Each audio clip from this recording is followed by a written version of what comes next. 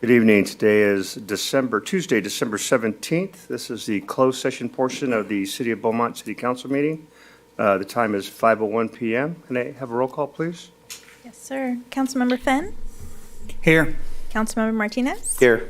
Councilmember White? Here. Mayor Pro Tem Voigt? Here. Mayor Lara? Here. Do we have any public comments regarding closed session items? I have no written requests. Mia, do we have any callers on the line? No callers. Mr. Pinckney, would you do us the honors in reading the two agenda items that we have for closed session, please? Yes, item B1 is public employee performance evaluation, city manager. Item B2 is conference with legal counsel, anticipated litigation involving two potential cases. Thank you very much. And with that, we will adjourn to closed session.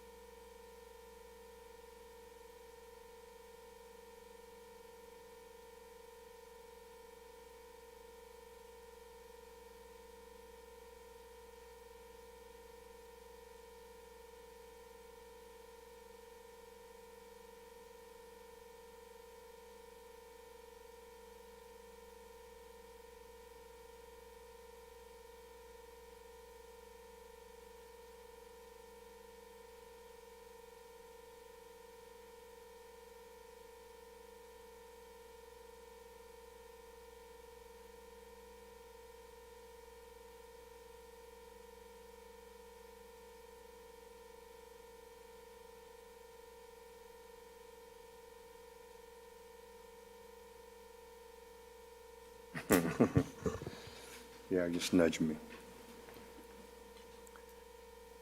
Good evening. We're returning back from closed session. Mr. Pinckney, can you please read the Yes. comments? Yes, the report out on closed session, item B1 was public employee performance evaluation related to city manager. That item, the city council wasn't able to conclude in closed session, so they're going to pick it back up at the end of the open session. Item B2, conference with legal counsel regarding anticipated litigation. Ended up only being one potential case, and there was no reportable action taken on that item. Thank you very much, John. So with that, I will call the regular session of the Beaumont City Council meeting for Tuesday, December 17th to order at 6:21. Can I have a roll call, please? Councilmember Fenn? Here. Councilmember Martinez? Here. Councilmember White? Here. Mayor Pro Tem Voigt? Here. Mayor Lara? Thank you. Oh, here. This evening, we're going to have invocation by Rabbi Cohn. Will you please stand with me for the Pledge of Allegiance, led by Mayor Pro Tem Voigt?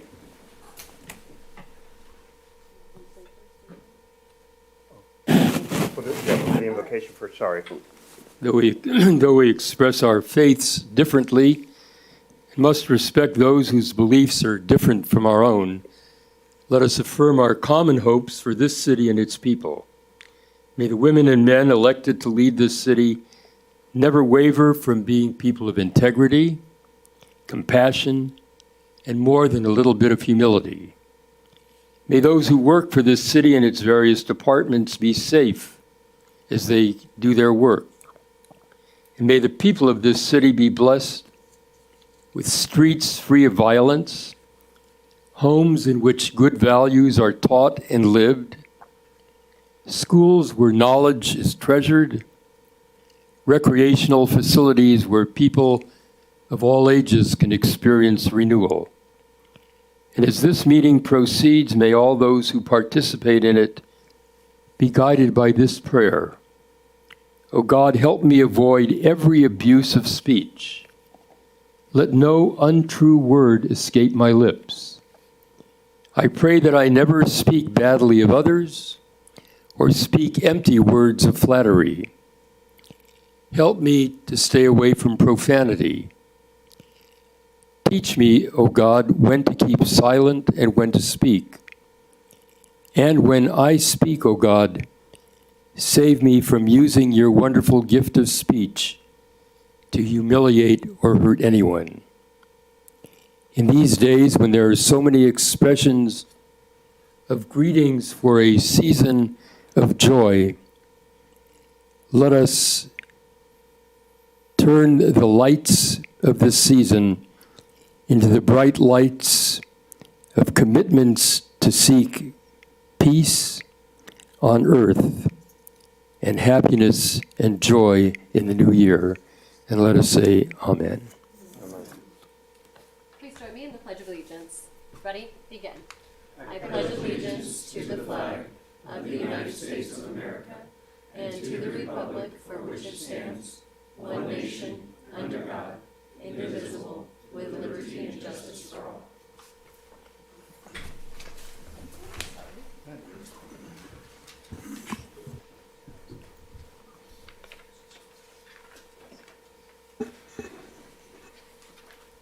Do we have any adjustments to the agenda? No? Okay. No conflicts, see no conflicts of disclosure. Brings us to item E on the agenda, announcements, recognition, proclamations, and correspondence. For the California Policy Group update on last legislative session. Sharon Gonzalez is with CPPG, and she's going to give council an update.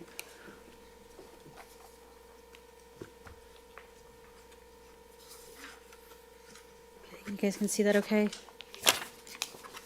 Hello and good evening. Lovely to be here with all of you in person today. Sharon Gonzalez, Managing Director with the California Public Policy Group, and here today to give you a brief overview of the 2024 legislative session and also kind of a looking ahead in terms of what we anticipate moving into 2025. So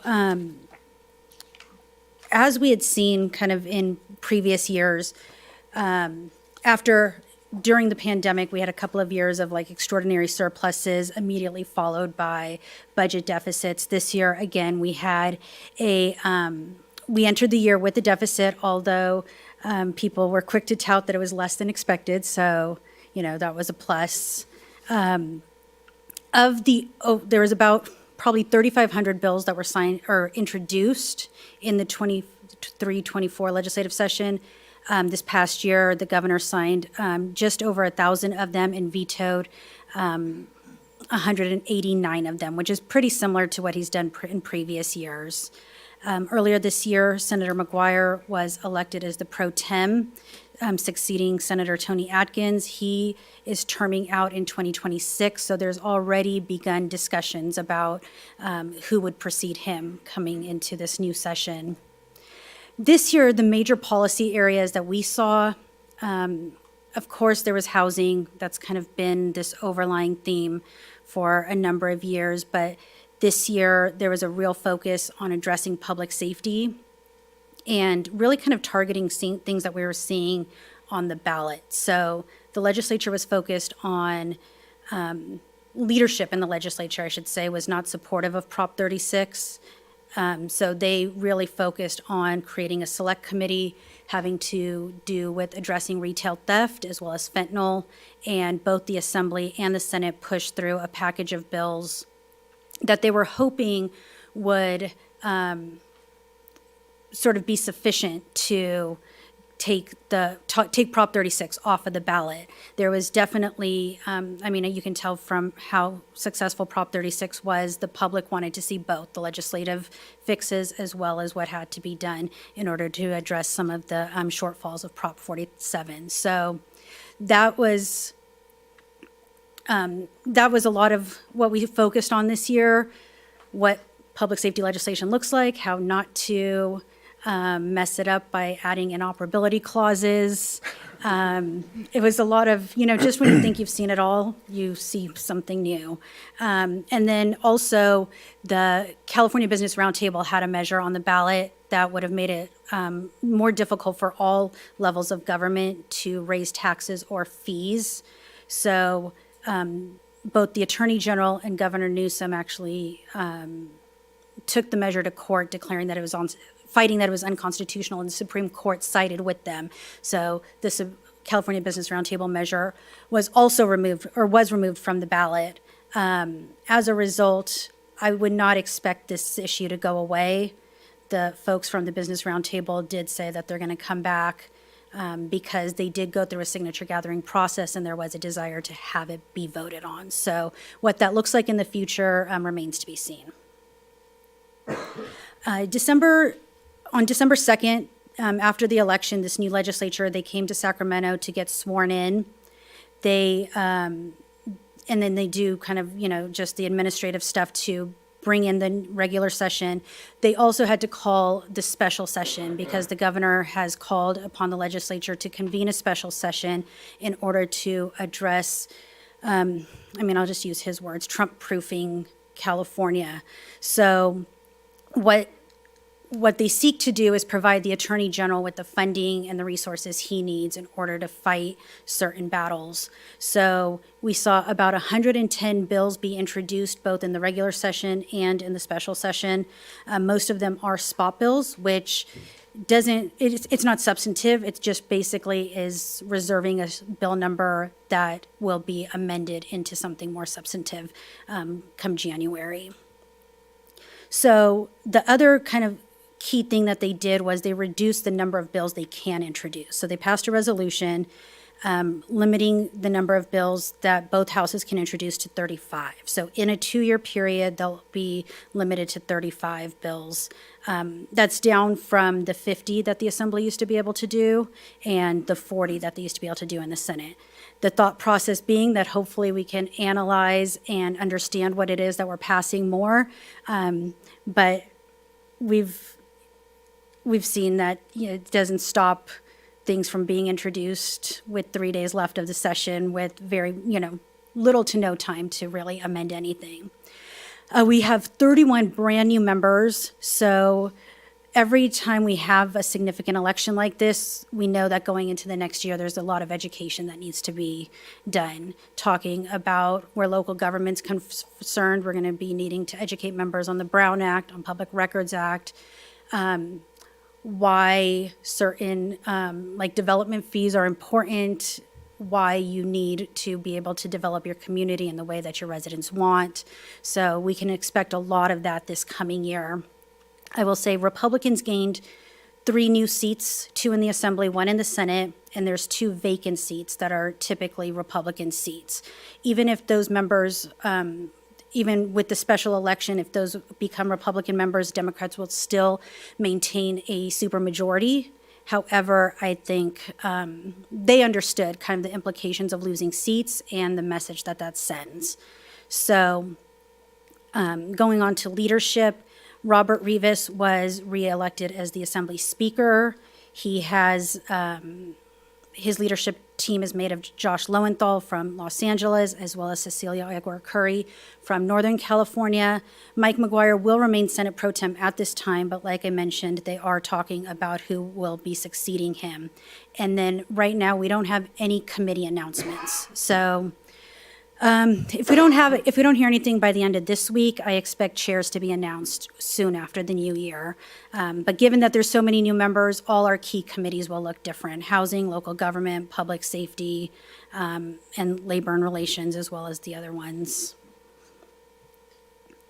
So kind of going back to what we're going to expect in terms of legislative themes, just based on what was said during organizational session, we're going to be looking at housing elements. The state auditor is doing a audit right now on HCD's process of the housing element and what inconsistencies are. That report will have a number of recommendations.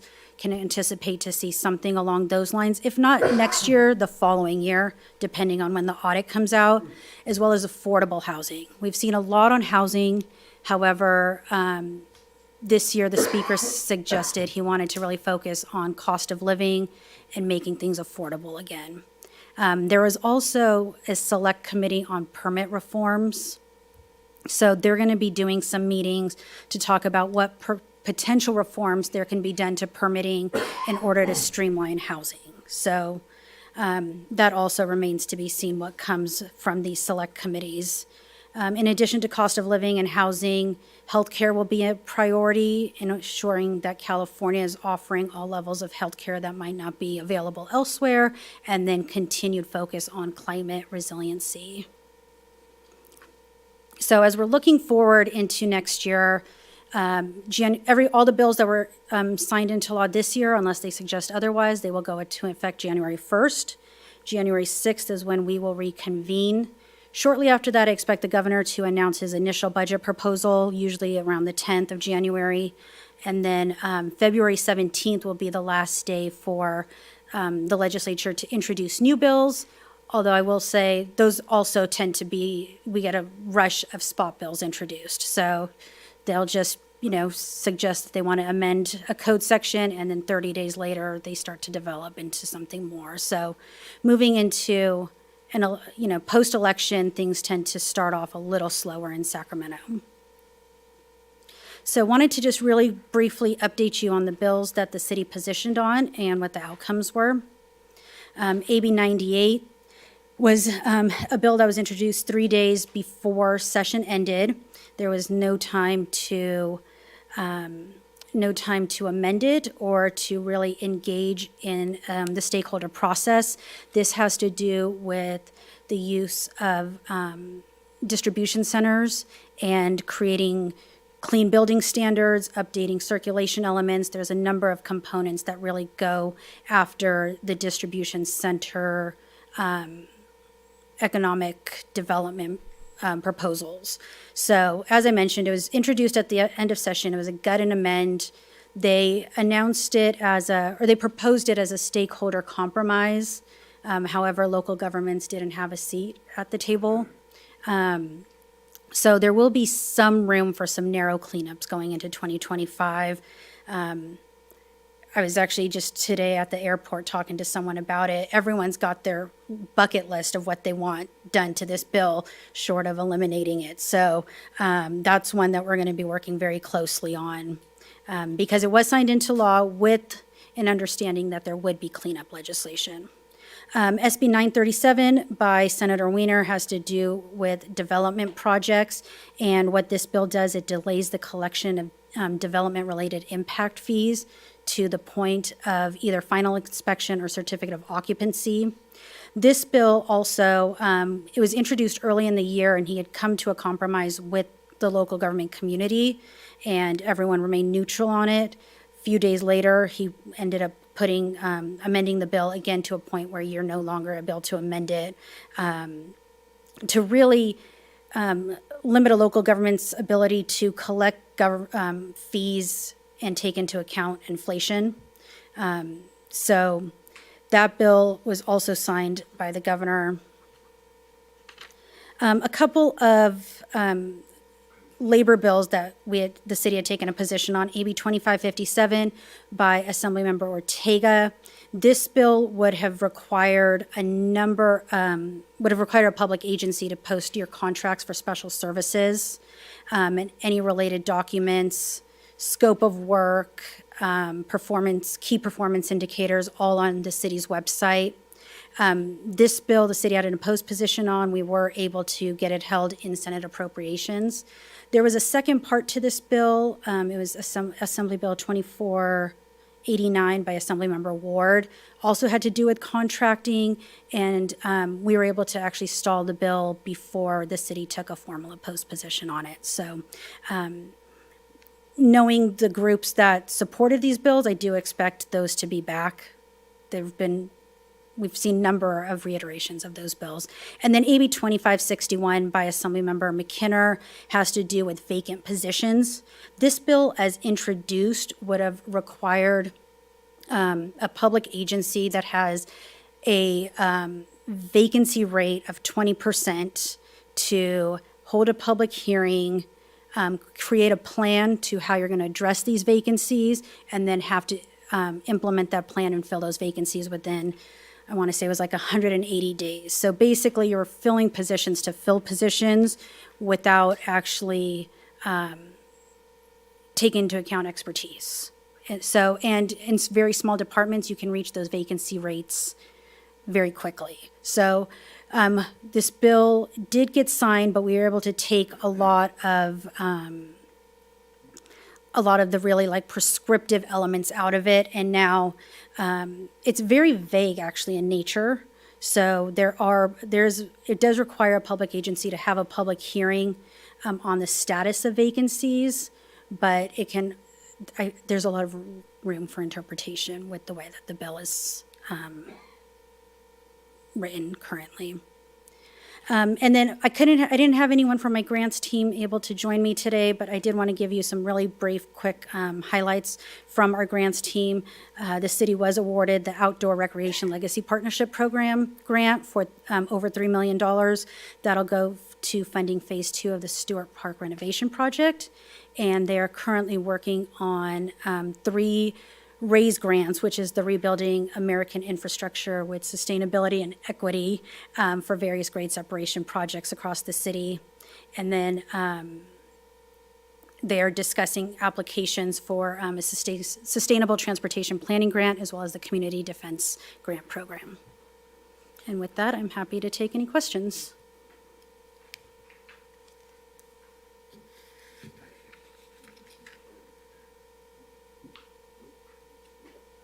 Great, thank you. Thank you. That brings us to item F, public comment for items not on the agenda. Any one person may address City Council on any matter not on this agenda. There is a 3-minute time limit on public comments. There will be no sharing or passing of time to another person. State law prohibits City Council from discussing or taking actions brought up by your comments. This meeting will be open to the public and conducted in a virtual format to be inclusive of all participation preferences. Public comment participation is encouraged by emailing any comments to the city clerk's office or by calling in using the phone number provided on the front of the agenda. Anyone in person wishing to speak can do so by filling out a form located at the back of the room and handing it to a staff member. Nicole, do we have any public comments at this time? I have no written requests for this portion of the agenda. Mia, do we have any callers on the line? No callers.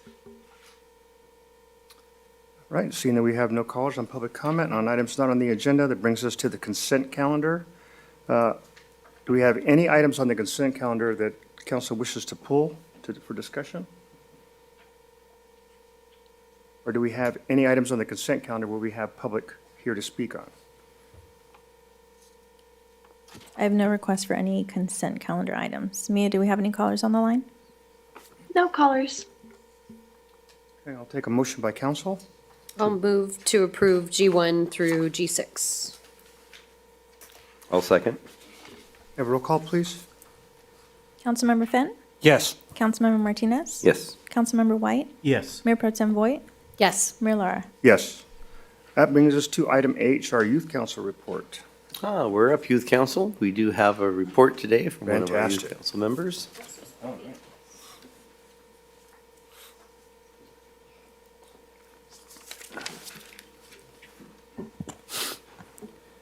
Good evening, council members. My name is Alex Ivanov, part of the Youth Council, appointed today to present you our progress of a meeting conducted on December 10 of 2024. So we were paid a visit by a representative of the Climate Action Plan, requesting 3 students to volunteer for a meeting to voice on climate impact and environment. The appointed Youth Council members were me, Alex Ivanov, Kelly Hebenton, and and Asala Vilix, with alternates being Berlin Lopez and Delaney. Next, we went over internal discussions and matters, starting with upcoming city events such as the Winter Bash, finalizing the people who would volunteer in contributing to this event, and having 6 members so far.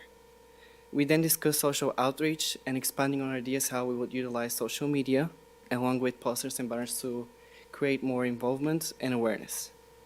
Along with that, we briefly touched on the upcoming city survey, discussing on what ways we can do to involve more people in participating in this survey, with the guidance of Nicole, and which will be further discussed and finalized with her.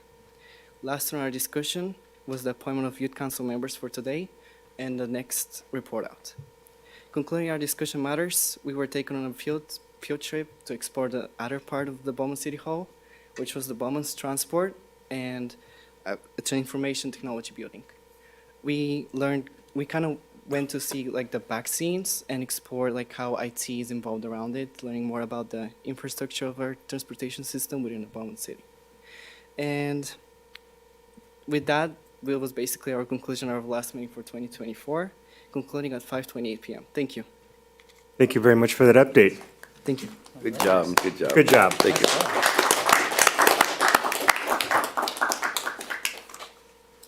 Okay, that brings us to item I, public hearings. We have item I1, proposed ordinance to update participation in a TUMP program resolution adopting a TUMP schedule. Have staff report by the Mr. Robert Bestel. Thank you, Mayor. Good evening, council. Nicole's bringing up a slide, just one slide today. On December 3rd of this year, Chris Gray from WRCOG came to the city and provided an update on the TUMP Nexus study. Subsequently, this presentation is going to focus on the city element and the implementation of that. WRCOG has set an effective date for April 1st, 2025 for these fees to be in effect. WRCOG is requesting that all 12 member agencies adopt the 2024 Nexus study through an ordinance and adopt the TUMP fee schedule through a resolution. The ordinance and the resolution are attached as items A, B, and C of this staff report. And just a few comments about the TUMP fee schedule you notice on the screen. that I have listed the current fees and then also the proposed fees. You'll also notice that the single-family residential will have a tiered dwelling unit fee based on square footage. That's in the far right column. There'll be 4 categories now based on square footage range. The red in this table indicates that there was a fee increase or a change. Multifamily residential increased approximately $1,1200 per dwelling unit. Industrial uses increased 47 cents per square foot. Retail, service, and office remained the same. There will be a grace period for all in-progress projects. Fees for the approved applications in the TUMF online portal are assessed based on the approval date. And then lastly, SB 330 restricts fee increases for residential projects which have completed applications. As a result, many of the residential projects which have priority, have prior approvals may be paying the existing TUMP fee for the foreseeable future. And that was a comment from WRCOG. WRCOG is preparing additional guidance on the SB 330 guidance and compliance with TUMF collection for residential projects. This concludes my presentation. Staff is available for questions. Thank you very much, Robert. I will now open the public hearing at 6:47. Do we have any public comments, Nicole? I have no written requests. Mia, do we have any callers on the line? No callers. Thank you very much. Then I will go ahead and close the public hearing at 6:47. I will open it up for council discussion.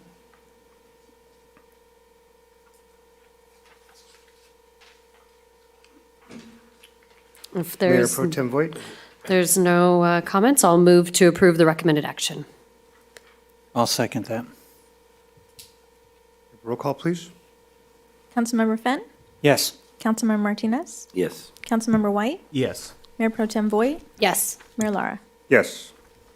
That brings us to item I2, consideration of Plan 2024-0130 for an automobile for hire operation permit for an ambulance service at 875 West 4th Street, located within the city of Beaumont. That was staff report by Ms. Carol Kendrick. That doesn't look like Carol Kendrick to me, though. Looks like Katie. Pulling a fast one for, Sorry about that. it's all right. Good evening, Mayor and council members. Katie Jensen, planning staff. An application for an automobile for hire operation permit for Advantage Ambulance Incorporated within the city of Beaumont was submitted to the city on November 15, 2024. Beaumont Municipal Code Chapter 5.28.010 states that an automobile for hire includes every automobile by means of which passengers are transported for hire upon any public street in the city and not over a regular or defined route, irrespective of whether the operation extends beyond the boundary limits of the city or not. Automobile for hire shall include taxicabs and ambulances. The Beaumont Municipal Code Chapter 5.28.040 states automobile for hire applications do require the city council to hold a hearing, approve, modify, or deny the application. All necessary documentation has been provided to the applicant and reviewed by staff and has been added to the staff report presented to you today. Advantage Ambulance will operate at 875 West 4th Street, which is located in the manufacturing zone. Beaumont Municipal Code Chapter 17.03.120 allows ambulances as a permitted use in the manufacturing zone. Should the auto for hire get approved tonight, the applicant will be required to apply for a certificate of occupancy and a business license. At this time, staff recommends that the City Council approve Plan 2024-0130 Auto for Hire application for Advantage Ambulance Incorporated to operate in the City of Beaumont. This concludes my presentation, and myself and the Community Development Director are happy to answer any questions you may have, and I do believe the business owner is in attendance tonight as well. Thank you very much, Ms. Jensen. With that, I'll go ahead and open up the public hearing at 6:50. Do we have any public comments, Nicole? I have no written requests. Mia, do we have any callers on the line? No callers. With that, I will close the public comment period at 6:50. Have any discussion for council? Councilmember Martinez. Yeah, just a couple. Thank you, Mayor. So this is obviously emergency services. So how does it work with the other companies that exist already? Is there communication between the two? So when 911 is called, who's coordinating, who's getting called between the two services?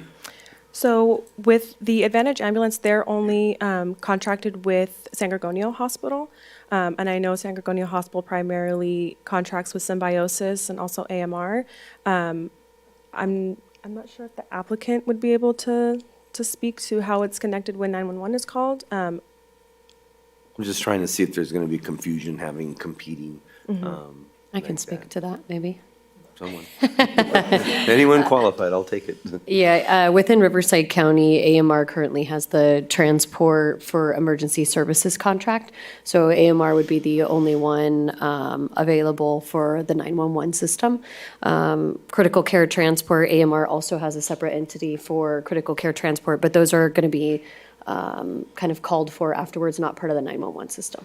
So Advantage then would be? Similar in that aspect, just not part of the 911 system. Okay, so that. So these are doing inter-facility transports from one hospital to the other versus responding from a home and picking them up. So these are really inter-facility transfers for either higher level of care or maybe once a patient's been discharged from the hospital. Okay, that answers it. Thank you. I happen to have done that as a previous employment. I was a critical care transport nurse. Don't have no other comments. We have a motion. Sure.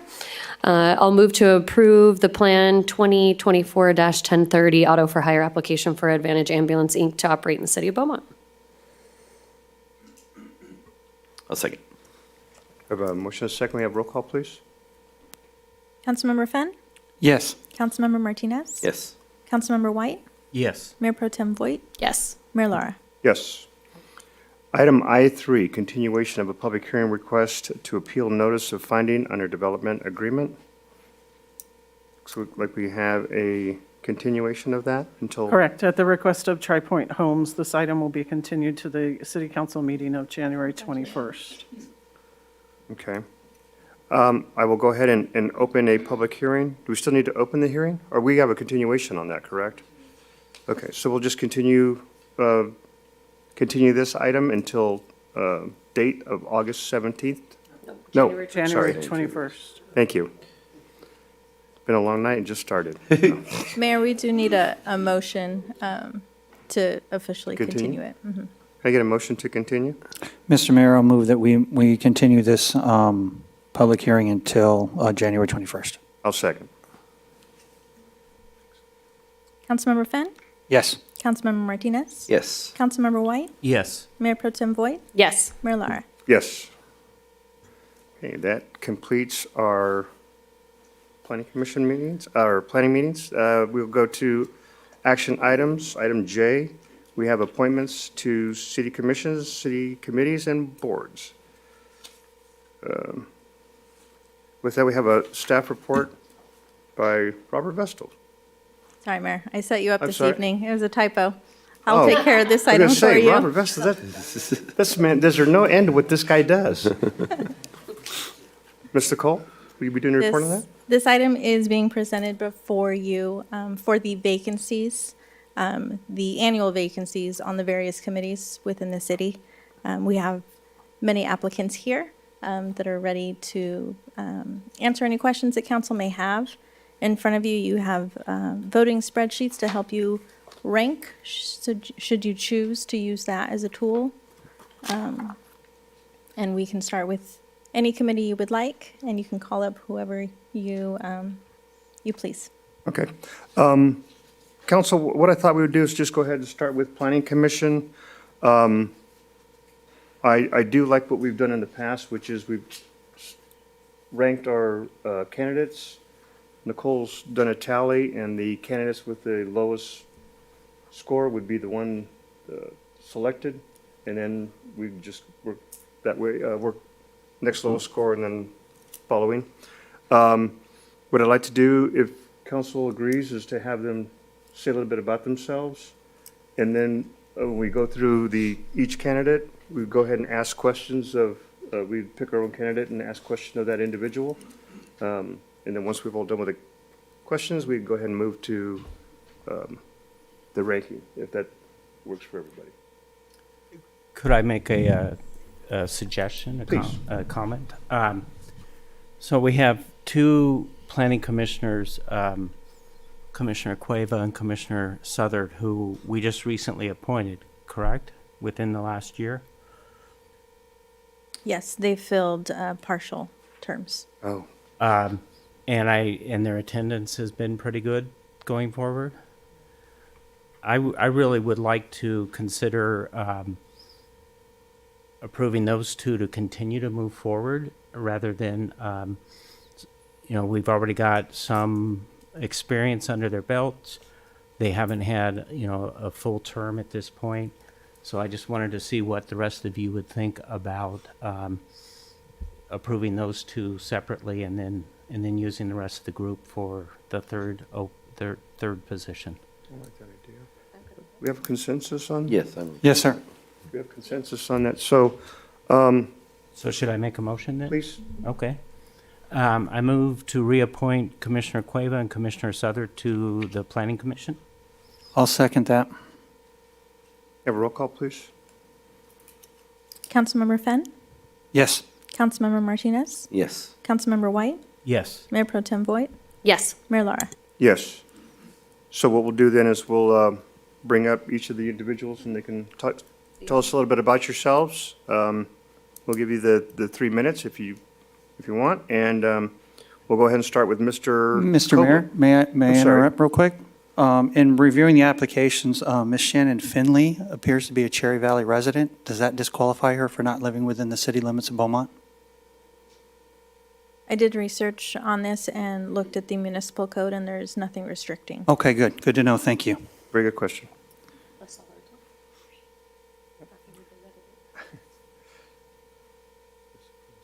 So, we'll go, Mr. Copeland, would you like to come up and tell us a little bit about yourself, please?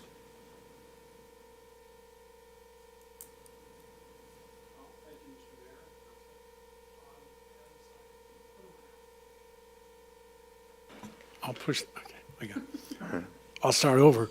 Thank you, Mr. Mayor and Council. I said this on my application. I have 16 years of experience on prior city, on commissions, public works, traffic, parks and rec. I've been on EDC for the last 4 years. I have also been a developer in the past and a business owner. I look at a big picture. I look at this fantastic community and the opportunities that are being presented to it almost every day. But I also look at the ramifications that decisions make and how it impacts other areas of the community. I think that my experience, my dedication and commitment to the city and to the public make me a fine candidate for the Planning Commission. By the way, I've also been involved in 25-year master plan development. So that's it. Any questions you have for me, please feel free. We'll come back with questions after everybody's kind of said a little bit about themselves. Sure. Thank you, sir. Okay, thanks. I'm good with that, right? Mr. McNabb, or McNabb. David? Mr. McNabb called me earlier and said that he was not going to be able to make it this evening. Okay, thank you very much. I believe it's Ms. Taylor?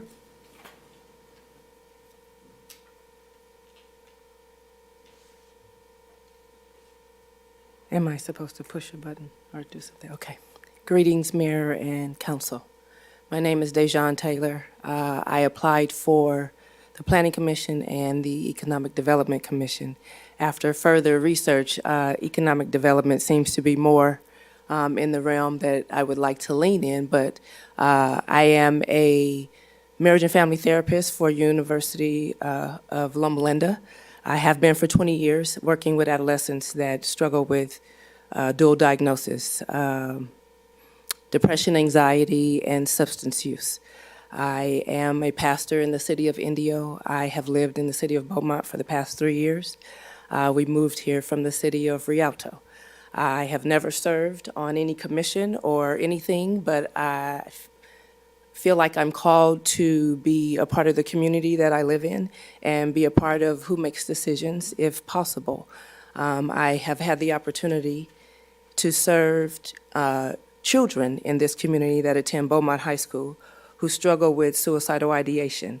And so that is a great concern of mine that we are able to pour into our youth and young adults and assist them in navigating the woes of life, so that we can depend on them as our future leaders of the community. And so I would greatly like to be considered to be a part of this amazing city council and one commission or another if chosen. Okay, thank you very much, Ms. Tatum. We appreciate what you do for the kids. Thank you.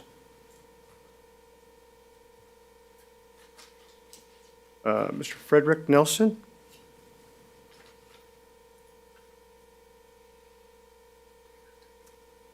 How about Patrick, is it Adele? Did I pronounce that last name right? Ajay. Ajay? Thank you.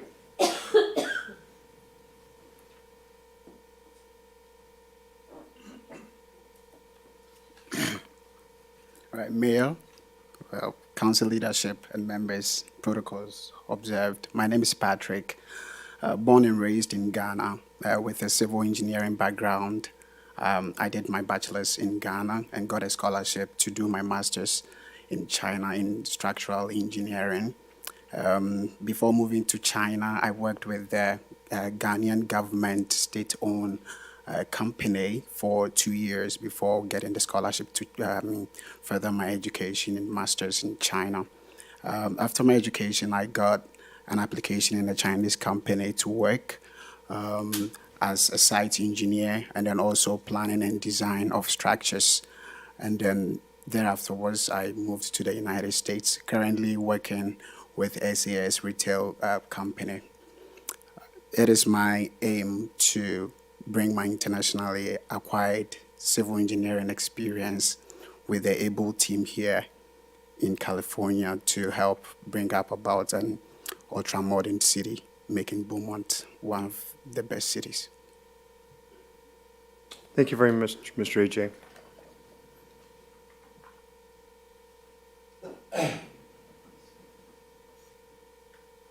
Shannon Finley?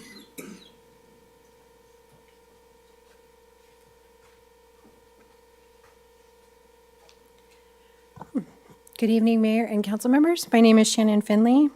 I raised 3 children in Banning and Beaumont.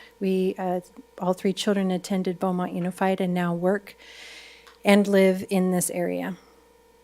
I retired from the United States Army as a Sergeant First Class with 20 years of service. I had 14 years of active duty and responded to several different emergencies and saw a lot in my lifetime for what can happen to people, to cities, and to communities. I currently work for San Bernardino County's Risk Management Office. I am a safety officer and work closely with OSHA regulations and compliance. We are also responsible for any kind of litigation against the county and workers' compensation. So we work collaboratively with all of our sections to mitigate any kind of injury to our citizens and to our employers and employees. I have a bachelor's in business and administration, so that helps me understand the financial responsibilities that you all have and the complexities of that. I have a master's in emergency management and homeland security. So I'm also was a tech writer for the Navy for 5 years, and I wrote several different policies, so I understand regulations and compliance. And last but not least, I am the treasurer of a homeowners association in Banning for my mother's community to assist the elderly with a board member. I have an intrinsic nature to serve. And so since I've finished serving my country, I am now serving the county. And so I want to serve right here at home and be part of what we do together as a committee. Thank you. Thank you very much. Thank you for your service. Okay. So those are the candidates that we have for Planning Commission. Do we have any candidate that council wishes to bring up with questions?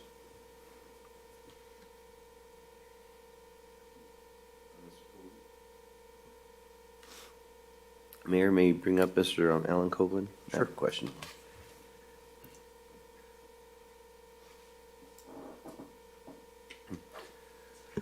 Hello, Yes, Mr. Copeland. I want to thank you for your EDC participation, for all you've done and your insight that you've done there. I just have a question because I know that you have your name both on the Planning Commission and the EDC. So are you also looking at either or are you looking to spread your wings out and try something different? Or can you well, just expand on that? I think that staying involved with the city is primary for me. If I don't get the appointment to planning, which offers, I think, more opportunity to make contributions of my expertise and my background, I'd like to stay on EDC. It's not it's not this or nothing. I've lived here for 6 years, and I feel like I should have been here 16. It's the most phenomenal city. I come from a town in the San Gabriel Valley. I don't want to belabor the subject on that and repeat what you all know already from me. Yes, I would like to primarily planning, secondary, with whole heart commitment, EDC. Okay, I appreciate that. That's all I have here. Councilmember Finn? I should have turned my light off. I had the exact same question. Okay. Thank you. We have any other questions for Mr. Coble? Yes, I Councilmember White. have a couple, and unfortunately, you get to go first, but I'm going to ask the same questions of okay. the other two as well, so they're going to have a little bit of a head start. But I've known you well for a while, and Yes. so I think you can handle this. So my two questions are, one, are there points, places, things in the city, and I'll give you an example, and I bring this up all the time, and understand that it's not going to bother us if it's a decision that we've made, but I'd like to get your position on if there's things that you've seen that have been done incorrectly in the city. I'll give you a good example. Any of you who have been to Pollo Loco, after you go through the drive-through and then you go to leave Pollo Loco, I don't think that the city at the time planned it in the right way, because as you come out of there, it's pretty difficult to make that turn. You have so much more traffic coming in the other way. I mean, I've got a lot of other examples, but that's an example that I wanted to bring up and see if you recognize any ways that if you were on Planning Commission, you would have said, I wouldn't have done that. I would have advocated for something different on that direction. Well, I would have taken the latter comment. I would have advocated for something different. Previously, I said, I look at the big picture. So to approve one project, you have to look at ramifications that it has throughout the community. So will it create more congestion? Will it create truck traffic? Will it hinder traffic, as your example is in that parking lot, going to Wells Fargo or going to McDonald's or coming out of Pollo Loco? You have to consider those other possibilities. It's not just that and giving it to them, but how it affects everything. And so I pride myself on looking at the big picture and ramifications, and even looking beyond my own limitations to possibly consult others, public input, whatever is necessary. Okay. And then my second question is, we don't, even up here on council, we don't all fully understand at all times the role of a planning commissioner versus the role of a city council member. And we've had planning commissioners that I've witnessed in the past that had an issue with not understanding those roles. Now, once you become a planning commissioner, you will probably get some education, some instruction on how to move forward.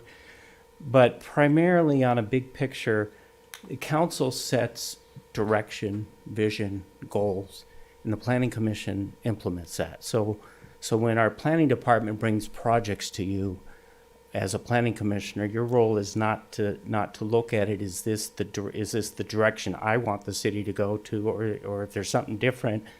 Your role, I believe, and I may be corrected on by the planning department, is to look at the project to make sure that our staff has considered everything, and if there's something that stands out, that you can work on that.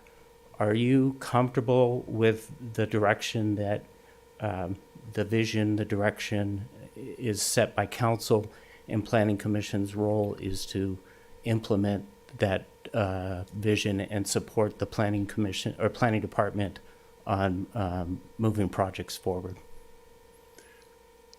I think that's a multi-part question. Take direction from city council, absolutely. Direction comes there. But if I see something that I think needs further analysis, further discussion, I would bring it up. But it's not my personal opinion. It would be based on the facts of whatever the situation may be. Ultimately, it comes down to if city council says we want this, then it's going to happen as far as I'm concerned. I may bring up other issues if I see them or I can identify them for council or whoever to discuss. But the ultimate decision, the ultimate decision is council. Thank you. Just for clarification, a lot of the issues that the planning commission approves and decides on don't ever come to council. So that's why I raised that. I know it was somewhat of a complex question, but you're going to get much more complex issues than that. So it was a good answer. I appreciate that. Thank you. That's all I had, Mayor. Thank you, Councilmember White. Alan, I've got one question. In reviewing these and preparing yourself for the planning commission meeting, do you have experience reading blueprints and understanding your spatial awareness on the two dimensions that you look at, and then running the reports and comparing those to what's shown on the plans? Yes. Okay. Thank you. In my past, I was a developer. I built a small tract of homes. Okay. I've also been a project manager on a multi-million-dollar commercial project on the west side of Los Angeles. Excellent. Thank you very much, Mr. Coburn. I appreciate that. Okay. Any other questions for Mr. Coburn? One more. Just one more. So I just, being a commercial real estate agent, I'm not sure if that's the correct term, and you're dealing with projects, of course, that deal with commercial real estate. So, one, can you, let's see, guarantee, but can you at least let us know that there's not going to be a conflict? I mean, you can understand where you can see conflict between a lot of the developments that you have within the community that you might be selling, and then you have stuff that comes up before you, and you have to make that objective, decision based on whatever project's coming up. So, I would have no problem with that. My ethical standards are top notch for me. I take pride in that. I would probably, if I get this appointment, I would cease doing any commercial work in Beaumont. may I ask, do you own commercial property in Beaumont?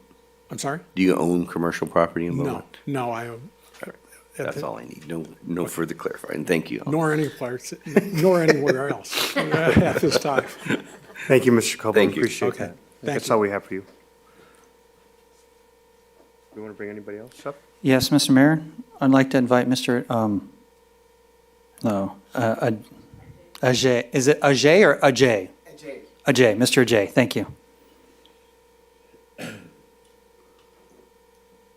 So maybe similar to Mr. White's question in reference to what have you seen that's different. So I appreciate a deep resume that you have and that you submitted to us and your experience internationally. what have you learned on that you could take and be able to use in our smaller town of Beaumont to help make Beaumont better, and maybe some things that you may have seen that need some work, or coulda, woulda, shoulda type, advice, and just a little bit more about how you can take your experience and put that to use on the planning commission. All right. So I'll probably take some of the experiences that I have I've had in my back home country, Ghana, and then also in China, and then combine it. Back in Ghana, we don't have so much infrastructures as the developed countries, but what we normally do is that we normally use the what nature really provides, especially when you go to the rural areas, and then make use of some of the sand on some of the natural artifacts that we can use to develop the city. It helps in the recreational area. I'll go back to, move forward to China. The Chinese have this development project that they are doing to advance, the city, especially making it, an ultra modern city. That is, they have a term that the top to the bottom. So the designs and everything comes from the top. It goes through the municipalities, and then they try to also make use of the natural artifacts, what the nature provides to develop, the cities. They create a lot of recreational areas, especially for the old and then the young. It cuts across. So what I have observed in Beaumont, even though I've not lived here for many years, but I feel like we can do more of the social aspect, especially creating a lot of the recreational, projects. And I think that we can do more on the aesthetic aspect. We can do projects that looks aesthetically beautiful and then also operational. And I think that is what, in quotes, is termed as the life that citizens, look out for, because I know that people move out from their house to their work, and a lot of time they get to move out. It is my view that they move out to see something, structures, walking down the park, see something structurally beautiful, aesthetically, and then also operationally, that will serve the needs of the people. All right, thank you, sir. Quick question. Councilmember Martinez? Thank you, Mayor. Quick question for you. So I noticed that your current job is a bit different than your experience and your prior jobs. Can you comment on that? Yeah. I arrived in the United States some few months, 1 year and some months. Still trying to plant my feet on the ground in my civil engineering area, because I intend to move up the ladder, going through the PE professional certificates and other stuff. So I have to, as an immigrant, when you come here, you have to go through some process and then get to some limit before, start climbing the ladder. So that's why I took that job, to give me the opportunity to learn and then also develop myself in my field. Perfect. Thank you. Just one quick question. Sure. What made you decide to apply for the Planning Commission? I believe that I have the expertise, especially I know that the planning committee comes with some facets, and it has to also deal with the construction aspect, which I'm really endowed with much experience, especially when it comes to the softwares and then also the developments, the planning, the designs. I learned bridge designs and other structural elements in my course, and then I have also worked and then have some experience on that. And I believe that bringing that on board here in the city, on the council board, is really going to provide, some points to, what we already have.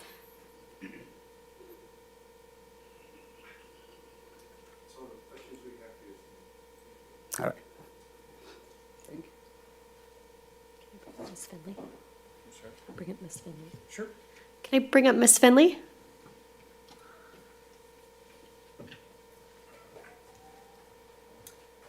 Hello. Hello. So I think we heard earlier that you reside in Cherry Valley currently. I do. Can you give me an idea of, what you do in the city of Beaumont or how you would contribute to the Planning Commission within the city of Beaumont? Let's talk about Highland Springs. You just asked the last candidate why he wanted to join. And you can't complain and if you don't want to be part of the solution. So I want to be part of the solution. And so I do everything in Beaumont. I live here, I shop here, I eat here, I eat a lot here.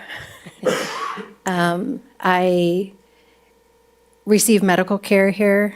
I have had to ask the police for assistance. Well, my children have. I've had to have my car towed. I've had to use a mechanic. I've had to live my entire life here. I grew up in Banning, and I couldn't stand this podunk little town, and I was going to see the world. And every place I lived, I missed this place and came back home. So that's why I'm here.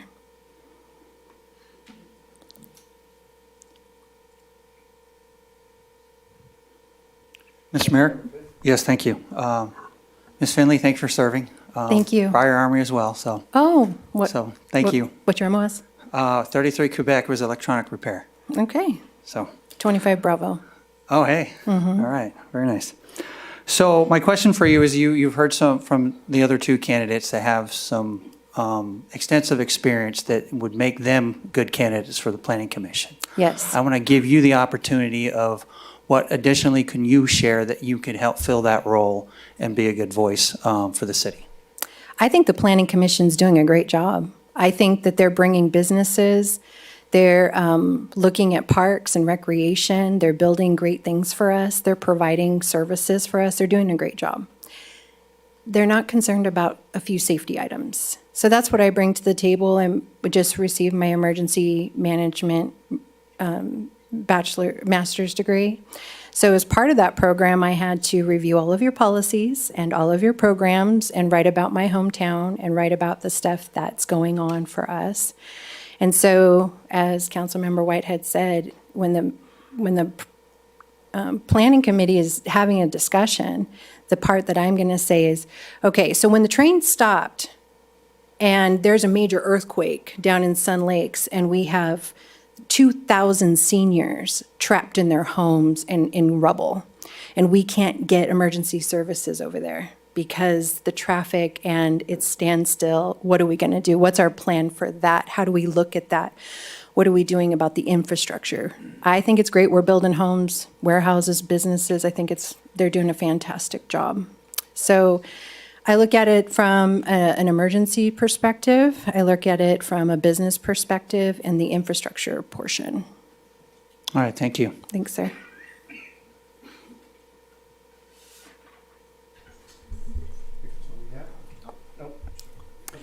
So I'm going to, Mr. Ajay, you answered all my questions before. That's why I didn't bring up.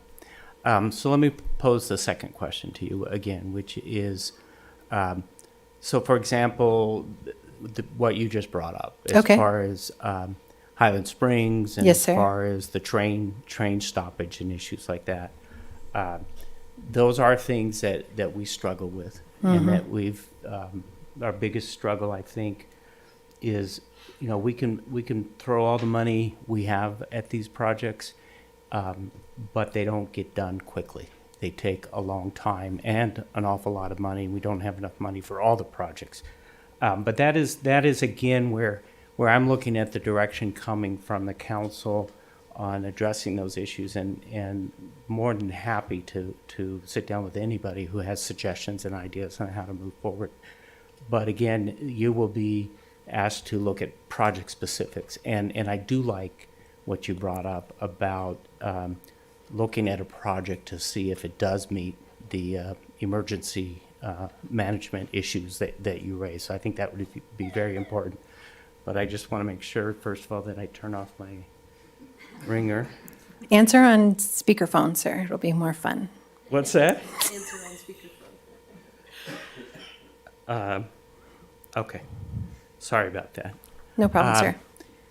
So again, you can separate that, right? You can separate that as a planning commissioner looking at a project that we need you to focus on the specifics of that project.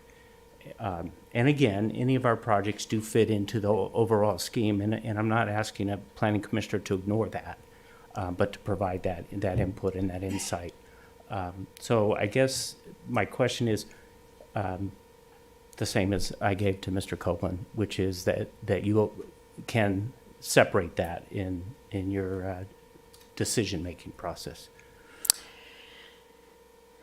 I served in the United States Army for 20 years. I'm really good at listening and taking orders. I was also trained to be a leader and to speak up, to give ideas, to share my opinion, and when they are declined, to respectfully say, thank you, sir, and drive on.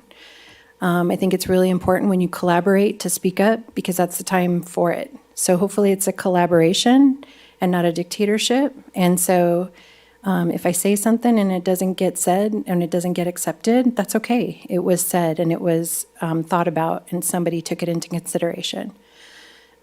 We can't all have what we want, so.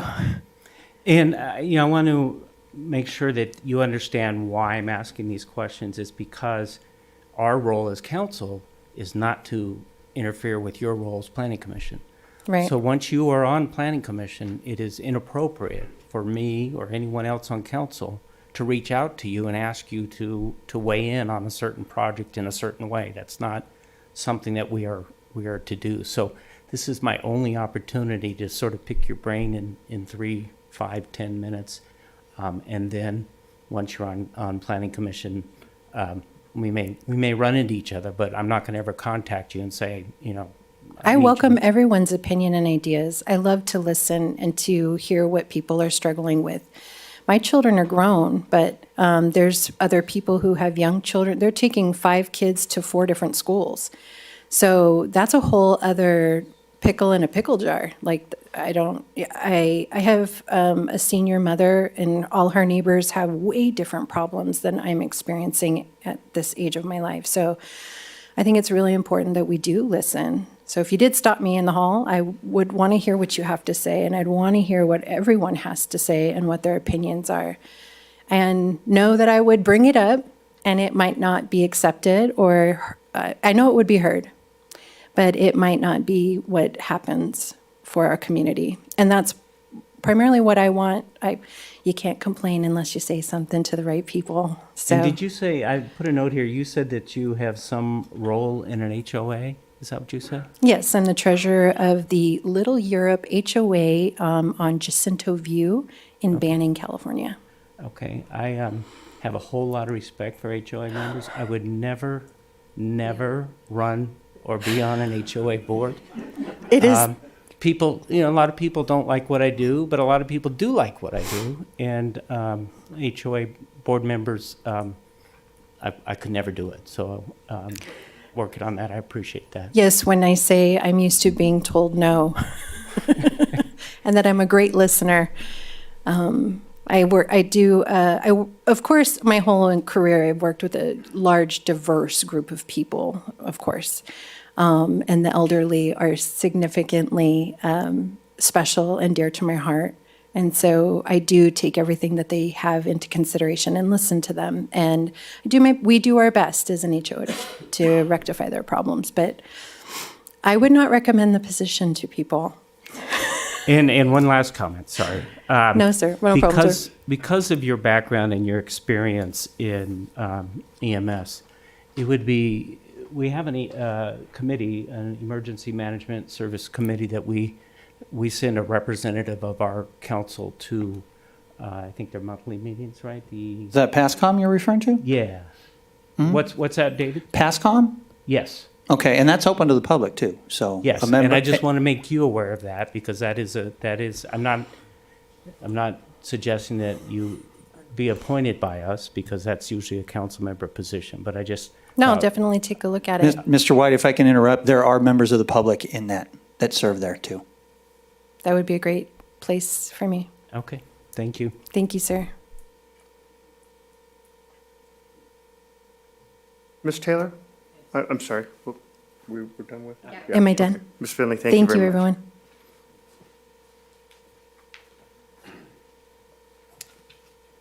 Ms. Yeah. Taylor, the Yes. same question that I asked Mr. Colvin. Do you have any experience looking at architectural plans?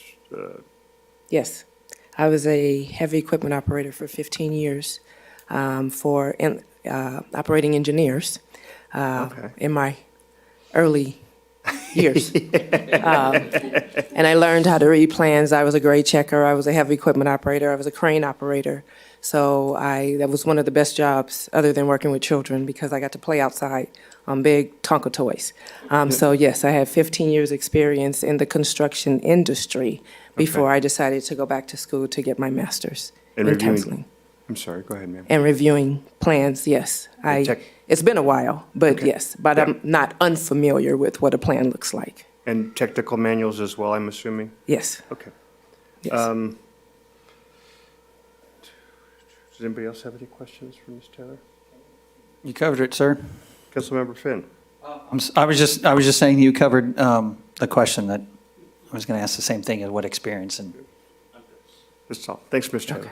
I really wanted to answer your question, but Go ahead. I actually live in Beaumont off of Cherry Avenue, Cherry Valley.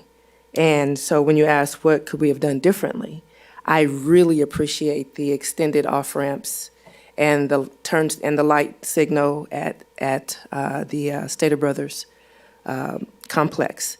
But being a heavy equipment operator in the past, I would have liked for the bridge to have been extended. So because the traffic trying to get between 8 and 8:45 is horrendous, just trying to get out of my street to get on to Tuckwit. And so if we could have, we as a community could have seen something larger as far as accommodating the work traffic, the school traffic, that would have been amazing, understanding that there's budgets and there's things to look at, because I also look at the trucks parked on the side, and that sometimes can present a problem when they're trying to get started and we're trying to get on the freeway. So that was something that, when you brought the question up, is a great concern, because the traffic there can be quite horrendous in the mornings. But other than that, I appreciate the fact that there was an expansion. Are you talking about the bridge over the 10 at Cherry Valley? Yes, sir. So you gave me a great opportunity. First of all, I go off and on that bridge every day. I drive to Redlands each day. I live on this side of the freeway. So I always go down and come in by the big warehouse, and then I can get right on. Fortunately or unfortunately, depending on how you look at it, that bridge is not in Beaumont. That bridge is in Calamasa. You're right. However, right. we have contributed a couple $1 million towards design on that bridge. And there is a process in place, and we're working with both the county and Calamasa and Beaumont. And that's one of those things that takes years. Yes, sir. But if you go on and look at a diverging diamond, which is the type of bridge that's been proposed for that, and we gave our blessing on it. That's all we can do is give our blessing. But I agree with you that that whole area is a mess, and we contribute to it because of our homes. Absolutely. We have more homes over there than Calamasa right now. Yes. But soon Calamasa is going to be right up there with us Yes. in the number of constituents. So thank you. Thank you. Thank you very much, Ms. Taylor. Thank you. Council have any other questions for any other candidate? Are we ready to do the ranking? Are we going to do just 1 through, how are we? 1 through 6? 1 through 6? Yeah. Removing Cuevas and Southard, right? Yes, correct. And Mayor, if we could establish if you're going to rank your number 1 pick with 1? Yeah. Your number 1 pick would be your first pick, number 2, obviously, your second pick, and so what we would end up So with the is the lowest score would be? Correct. I'm not going to raise my normal objection to that, but I think it's better to go the other way. Anyways, I will do what the rest of the council wants. We've had that discussion before. But I did want to say that I think it's a better way to go the other way, but.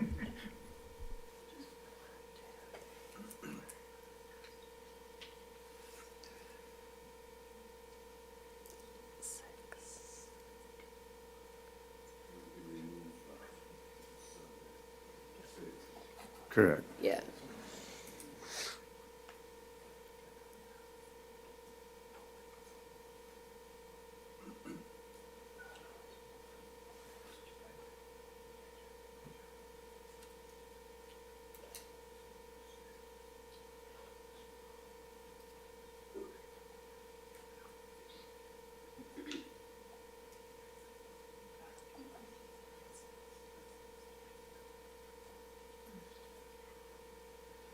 Will you hand me one of those extra pens?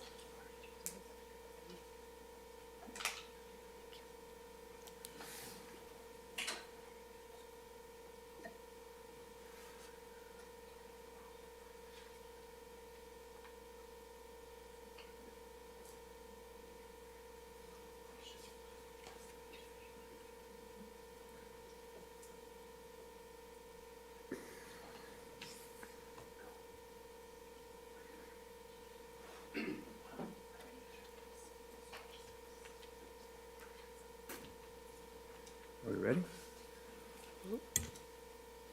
Mr. Mayor, I have a question. Sure.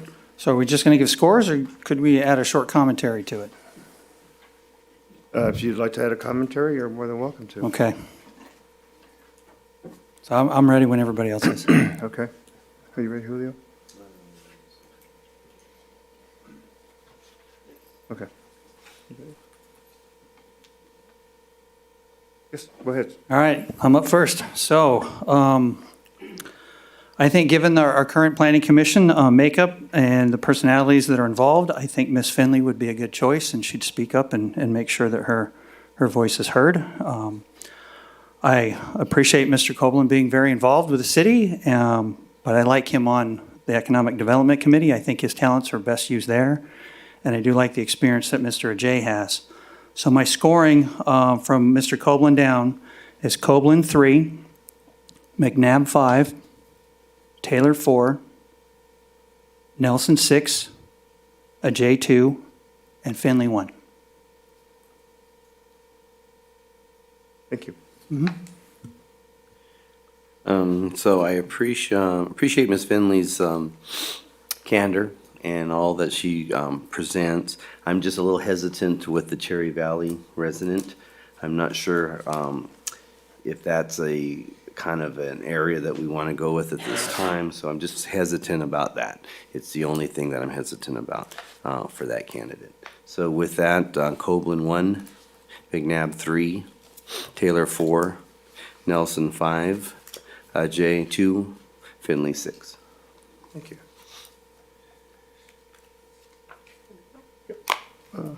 White. Oh, wait. Councilmember White?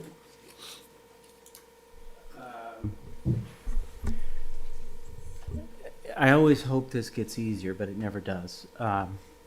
So I have Mr. Copeland number 1, McNabb 5, Ms. Taylor 3, Mr. Nelson 6, Mr. Ajay 4, and Ms. Finley 2.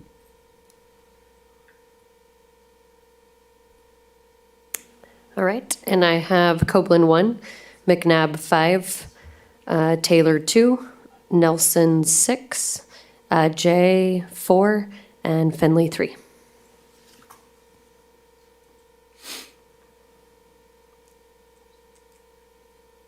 You ready? I have Mr. Copeland 2, McNabb 6, Taylor 3, Nelson 5, Ajay 1, and Finley 4.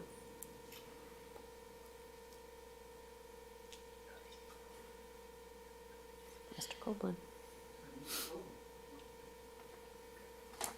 All right. We would still need a motion. So with that, I move that we nominate, I nominate Mr. Alan Copeland to the, to the Planning Commission. Almost said the wrong one. I'll second. Councilmember Fenn, Yes. Councilmember Martinez, Yes. Councilmember White, Yes. Mayor Pro Tem Voigt, Yes. Mayor Lara. Yes. Okay, do we want to do economic development or finance and audit? Okay. We'll do economic development next. That's the next large one that we have.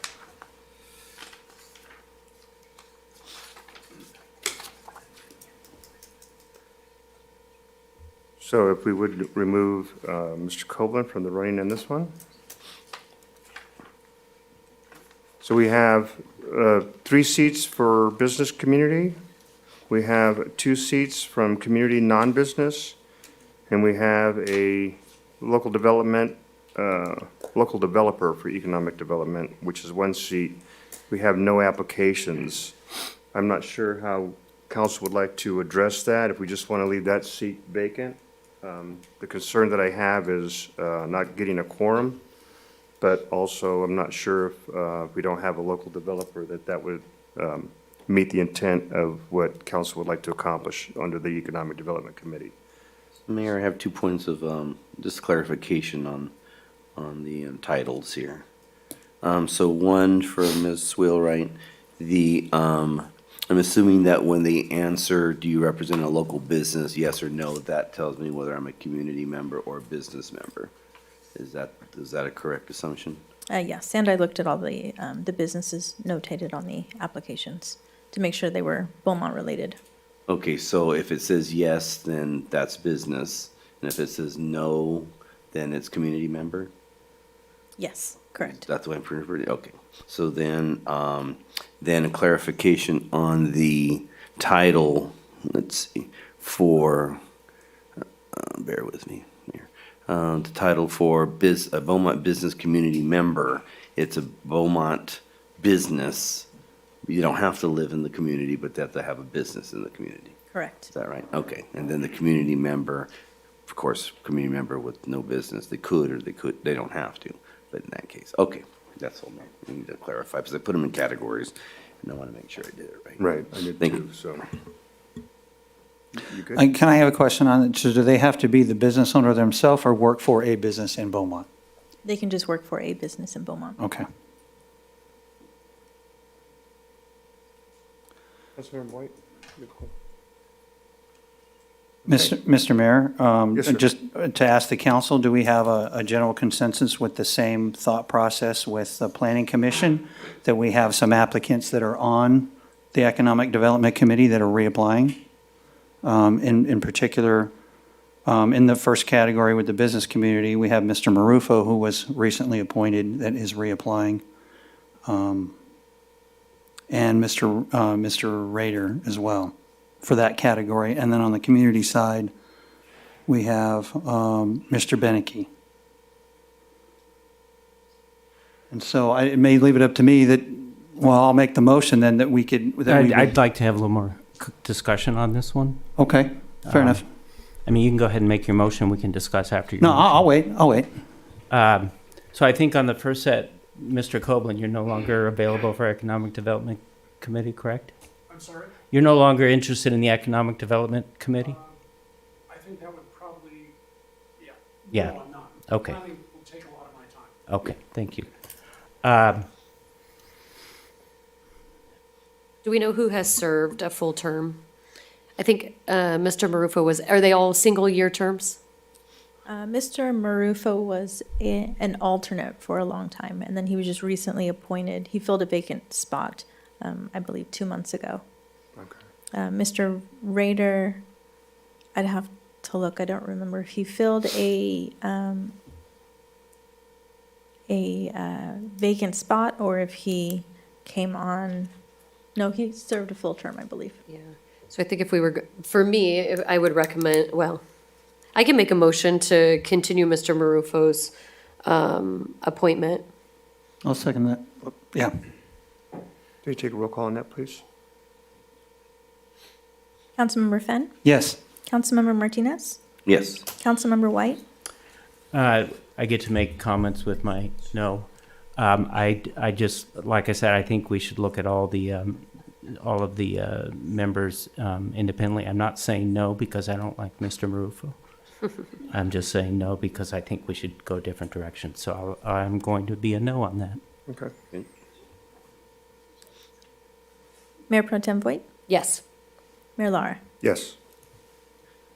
Another point of clarification here for me, Mayor. Yes, sir. So as I went through the applications, let me know if I'm looking at this the wrong way, but the only other person I see that qualifies for business is Ms. Taylor. I don't see Mr. Beneke or Mr. Rader qualifying under business because they marked no in that column. I think Mr. Beneke is on the non-business section. Yes. Okay. Okay, so then that means, oh, it's already here. Yeah. Yeah, it's up there already. Oops. We're thinking the same way. Okay. Sorry. Then, hold it, I just want to make sure it was close with my list. Okay, thank you. Are we good? Okay. Any other questions? Councilmember Finn? Oh, no. Councilmember White? So, we wish to call up do you want to take this in two sections? We do the business one first, get that filled? Yeah, okay. So so Ms. Taylor's given us her background. We have Kathleen Billinger. I think she indicated she wasn't going to be able to make it, right? I believe. That's right. Yes, correct. She was not able to make it this evening. Okay. Do we have, Mr. Ron Rader, would you like to come up and tell us a little bit about yourself and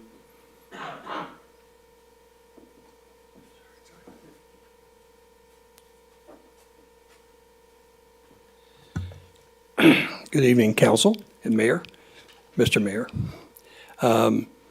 I've been a part of the Economic Development Committee for, I think, 2 years, and it's been a rewarding experience to learn how to promote the city, whether it be billboards or market nights or Saturday, Christmas markets, days. It's just been a fabulous journey for me to be able to be a part of that. I was a part of the 10-year plan, the economic development downtown plan to get our city back to where we should be. And so being part of that committee has been a privilege and a pleasure for me. And I hope I've given something back to the city, because that was my intent, was to be a part of the marketing strategy to move our city forward. So I hope I've done a good job, and we can like to continue to do that job. Any questions, please?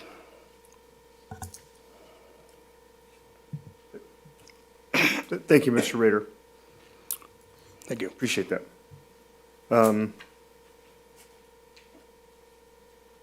Victor Velasquez.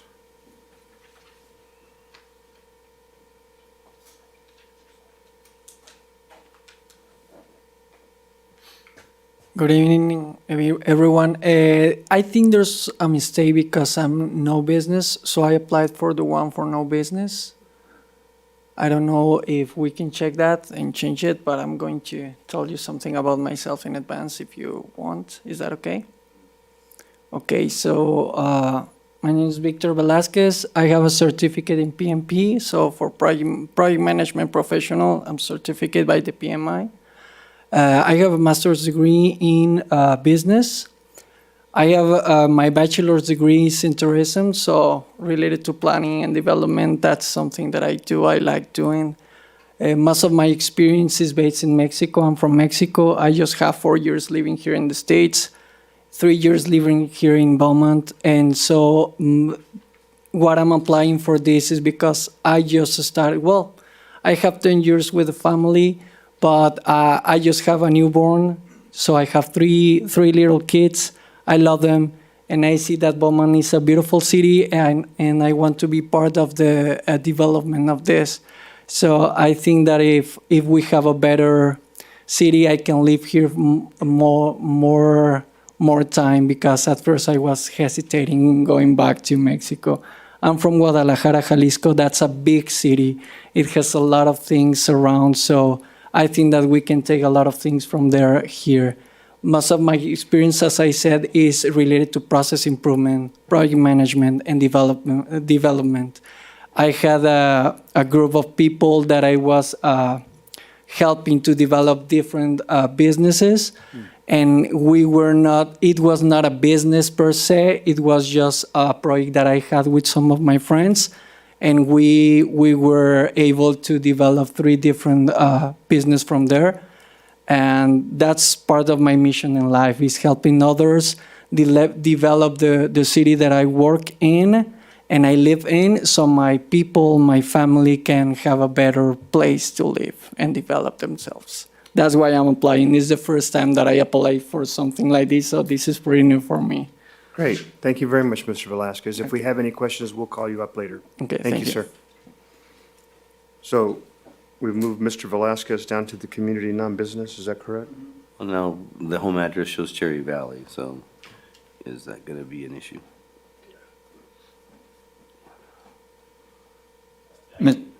Yeah, Mr. Mayor, yeah. On Mr. Velasquez, it shows the Cherry Valley address as well, so the same rule applies? Is that he could serve? For economic development, it does specifically say as a community member, it does need to be a resident. Okay. Okay.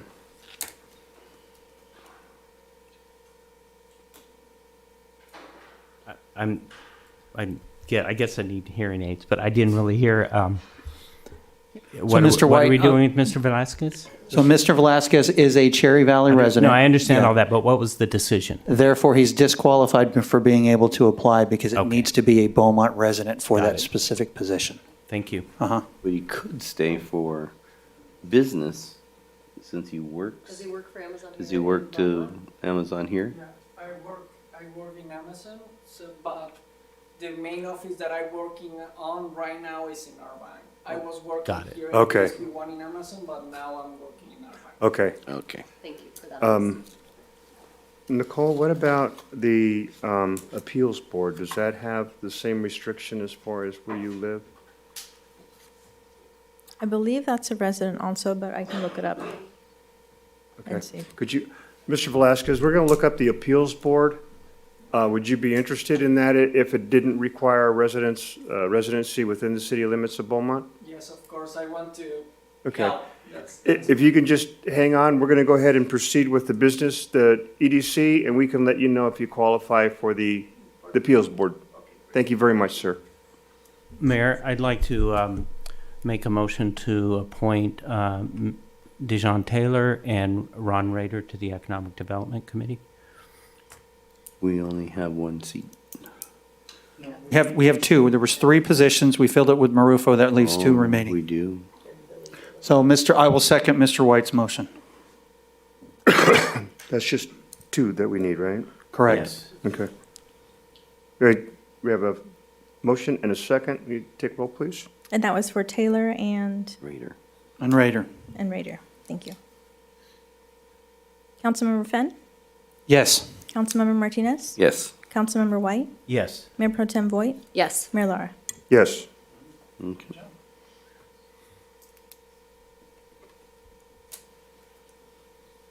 All right, so we are on to the community non-business, Yes. and we have 2 seats there.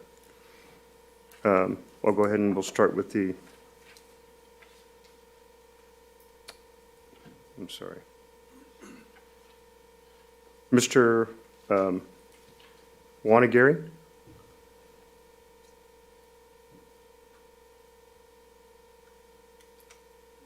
Okay. Mr. Jason Doyle?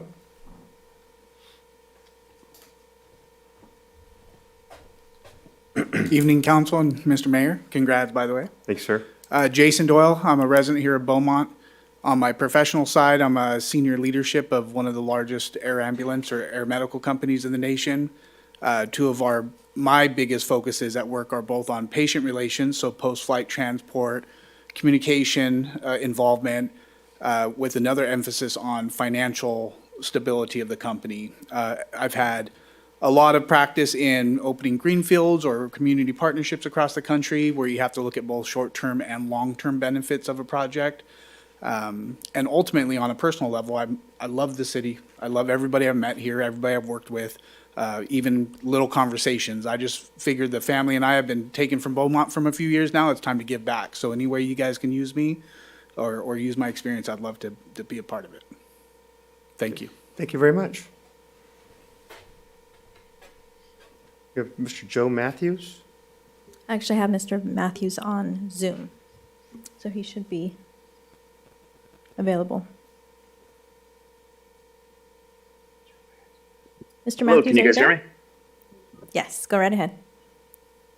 Hello, my name is Joe Matthews. I'm the Riverside County Youth Commission Coordinator. And prior to that, I spent 2 years working with Riverside County Workforce Development. I'm sorry, I'm actually calling you guys from the middle of vacation right now. I'm on a beach in Hawaii, so you're going to hear a lot of background noise. Thanks for rubbing that in. But this is really important to me, obviously. I'm risking bodily harm by my wife to take this call. But prior to being the Youth Commission Coordinator for the last 18 months, I worked as an employer services consultant with Riverside County Workforce Development for 2 years. I'm still a part of that department. I just work with the youth now. And prior to that, I spent 8 years with Morongo Tribal TANF as a programming coordinator. So I oversaw I created a workforce development position where we provided subsidized employment and training positions and training, essentially curriculum for people to help get them to work and help get them gainfully employed and become self-sufficient. I have a master's in business from SNHU, which I earned online while I was married with 3 kids, working full-time, went ahead and got a master's. And my bachelor's is in counseling and preaching. So I have a preaching degree as well. Lived in Beaumont for the last 12 years. I'm a pastor area resident for about 30 years of my life and just want to help the city of Beaumont grow and help bring in jobs and employers that can provide a living wage for our residents. Thank you. Thank you, Mr. Matthews. Do we want to ask Mr. Matthews questions now, or because he's on Zoom? That way we can just cut him loose? Or Yeah, we don't know how many Mai Tais he's had so far. So. That's true. Actually, I've held off. Okay. Yeah. Does anyone have any questions for Mr. Matthews at this time? No? I do. Councilmember White. So, Mr. Matthews, with your role, I'm reading your present work experience and what you're doing now.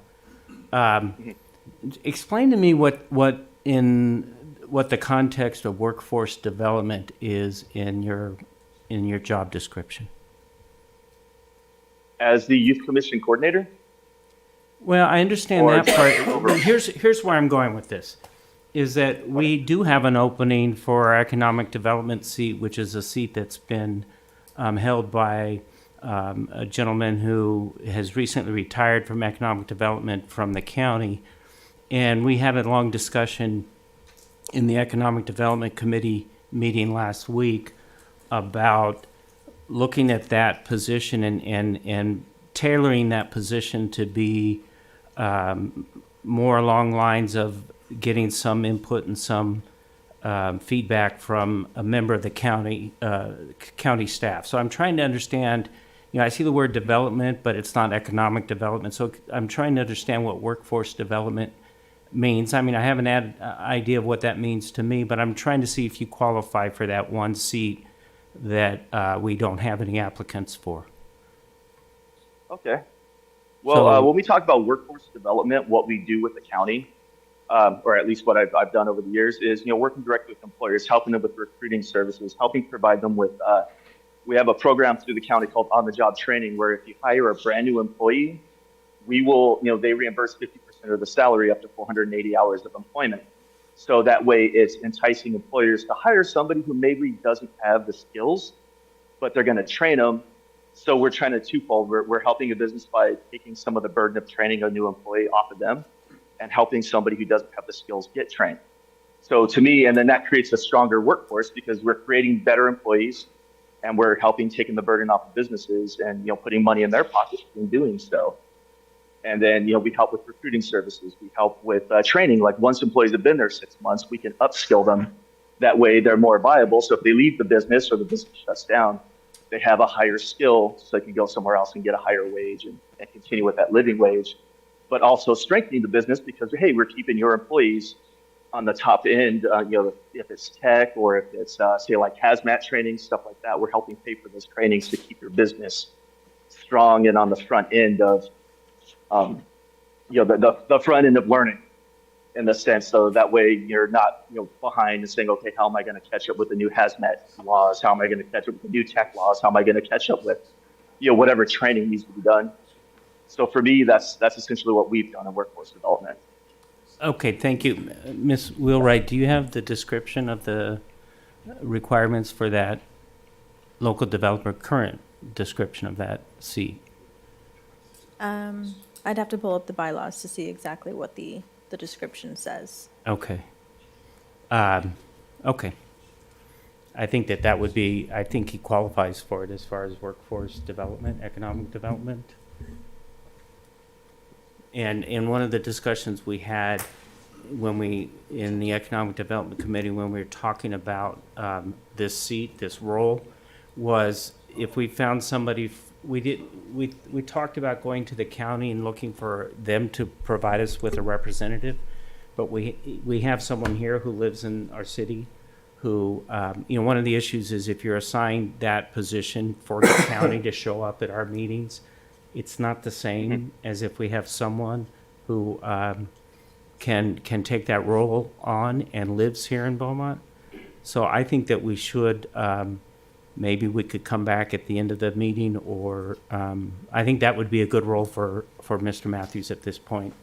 And that's why I was wondering what the requirements were for that position.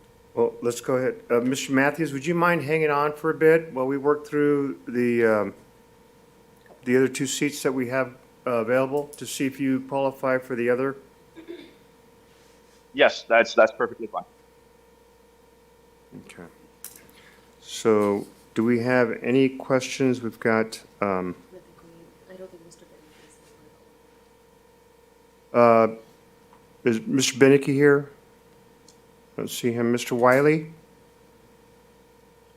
Mr. Mayor, I have a question. We have a Kathleen Billinger that had applied. Did she withdraw? I don't see her on our little grid checklist. She's up top. Under Taylor. Oh, I got you. All right. Sorry, I overlooked that. Okay. All right. Okay, so we have,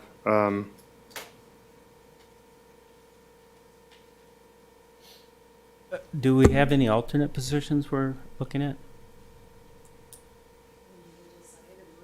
It says alternate member, 2 seats. What are we? Correct, there's 2 seats for alternate member. I looked up the bylaws for EDC and there's no description for local developer / economic development. It just says the title. Okay. Mayor, I'd like to make a motion. I'm just going to make a motion to that third category. I'd like to move that I would like to move to appoint Mr. Matthews to the economic development seat. and it sounds like the description is flexible in that regard, seems like. Right, with no description. Oh, well, in that case. Yeah, I mean, I'll- I'll second. A roll call, please. Councilmember Fenn? Yes. Councilmember Martinez? Yes. Councilmember White? Yes. Mayor Pro Tem Voigt? Yes. Mayor Lara? Yes. So, Mr. Matthews, congratulations, you're on the, you're our economic development representative. So- Thank you, Pat. I appreciate it. Thank you. You celebrate with the Mai Tai for us. I am. I'm hanging up right now, and I'm going to celebrate. Thank all of you. Have a wonderful evening, and I'll see you guys soon. Okay, so, so we have 2 seats remaining for the community non-business member. We have a motion, or do we have any questions for? Mr. That's- Mayor? Nobody else is here, correct? Mr. Mayor, I'd like to make a motion that we appoint Mr. Beneke, who is reapplying, and Mr. Doyle as the 2 seats for Economic Development Committee for community members. Just a clarification, is Sylvia Wiley here? So, Sylvia Wiley? She left, okay. I'll second. I would like to ask you to reconsider that motion and allow us to do some ranking on this one. Was there a second? Yes, there was a second. So we need to take roll call on that to see if the motion fails. Councilmember Fenn? Yes. Councilmember Martinez? You state the motion again? It was to appoint Mr. Doyle and Mr. Beneke for the two seats for a community member. And Wiley left and Aguirre was absent. And Matthews, we put in the economic Matthews, seat. we put that. So for those present, those are the 2 remaining. Doyle and Beneke, right? I'll say, yes. Councilmember White? No. Mayor Pro Tem Voigt? No. Mayor Lara? Yes. And that's 3. Okay. So then we still have 2 alternate members that we need to appoint then, based off of the 3 that were there. So I think we have Billinger, Aguirre, and Wiley. Correct. Yes. And, sorry, Mayor, if I'm overstepping, can you advise who stated they would not be able to attend? Ms. Billinger? And that's it.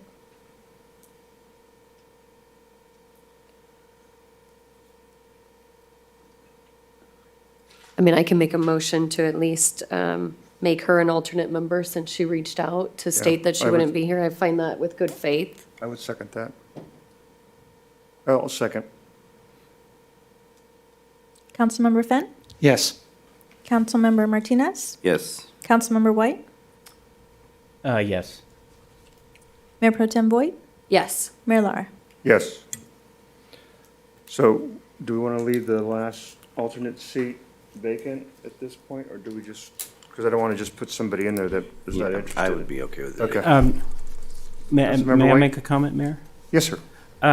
I think we've always indicated that if people don't show up, that we don't hold that against them. It's a lot easier for us to make decisions when we do have the opportunity to discuss and comment. But I think we should take a look at what we have here and see if we can come up with someone else rather, some of the people who did not show up, they may have had reasons for not showing up. And we can take a look at those. I just hate to leave the seat open, the alternate seat open. I mean, we can make a motion, but then again, it still doesn't give us any assurance that the individual is interested in being an alternate. Do you want to make a motion to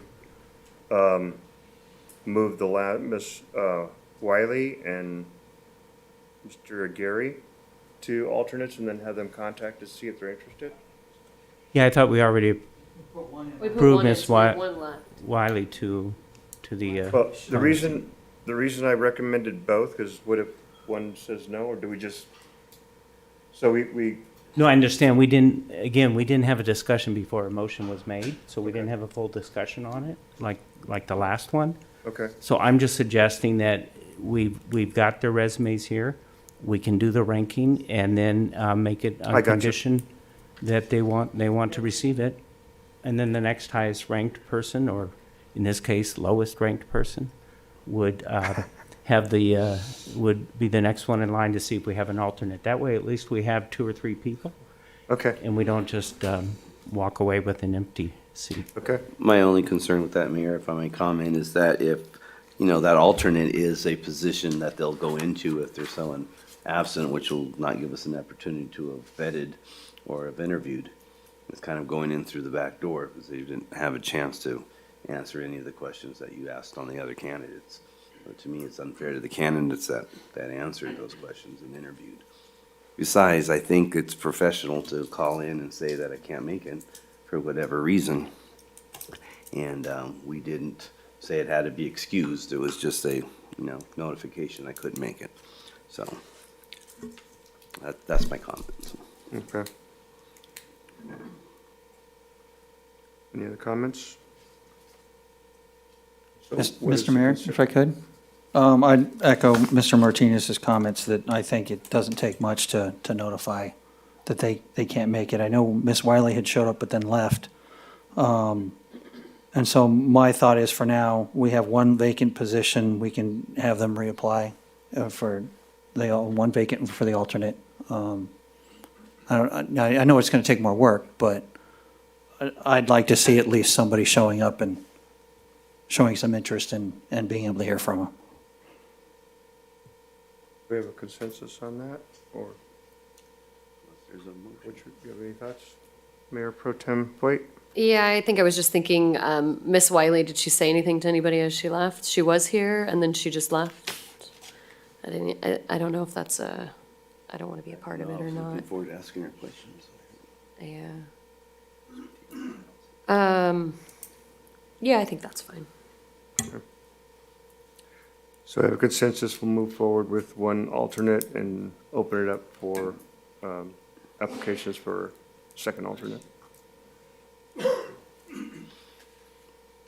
Are we good moving forward to finance and audit, or do we need a break? Oh, let's keep going. Okay. Yeah, can we take a break? Sure. We'll take a 5-minute break.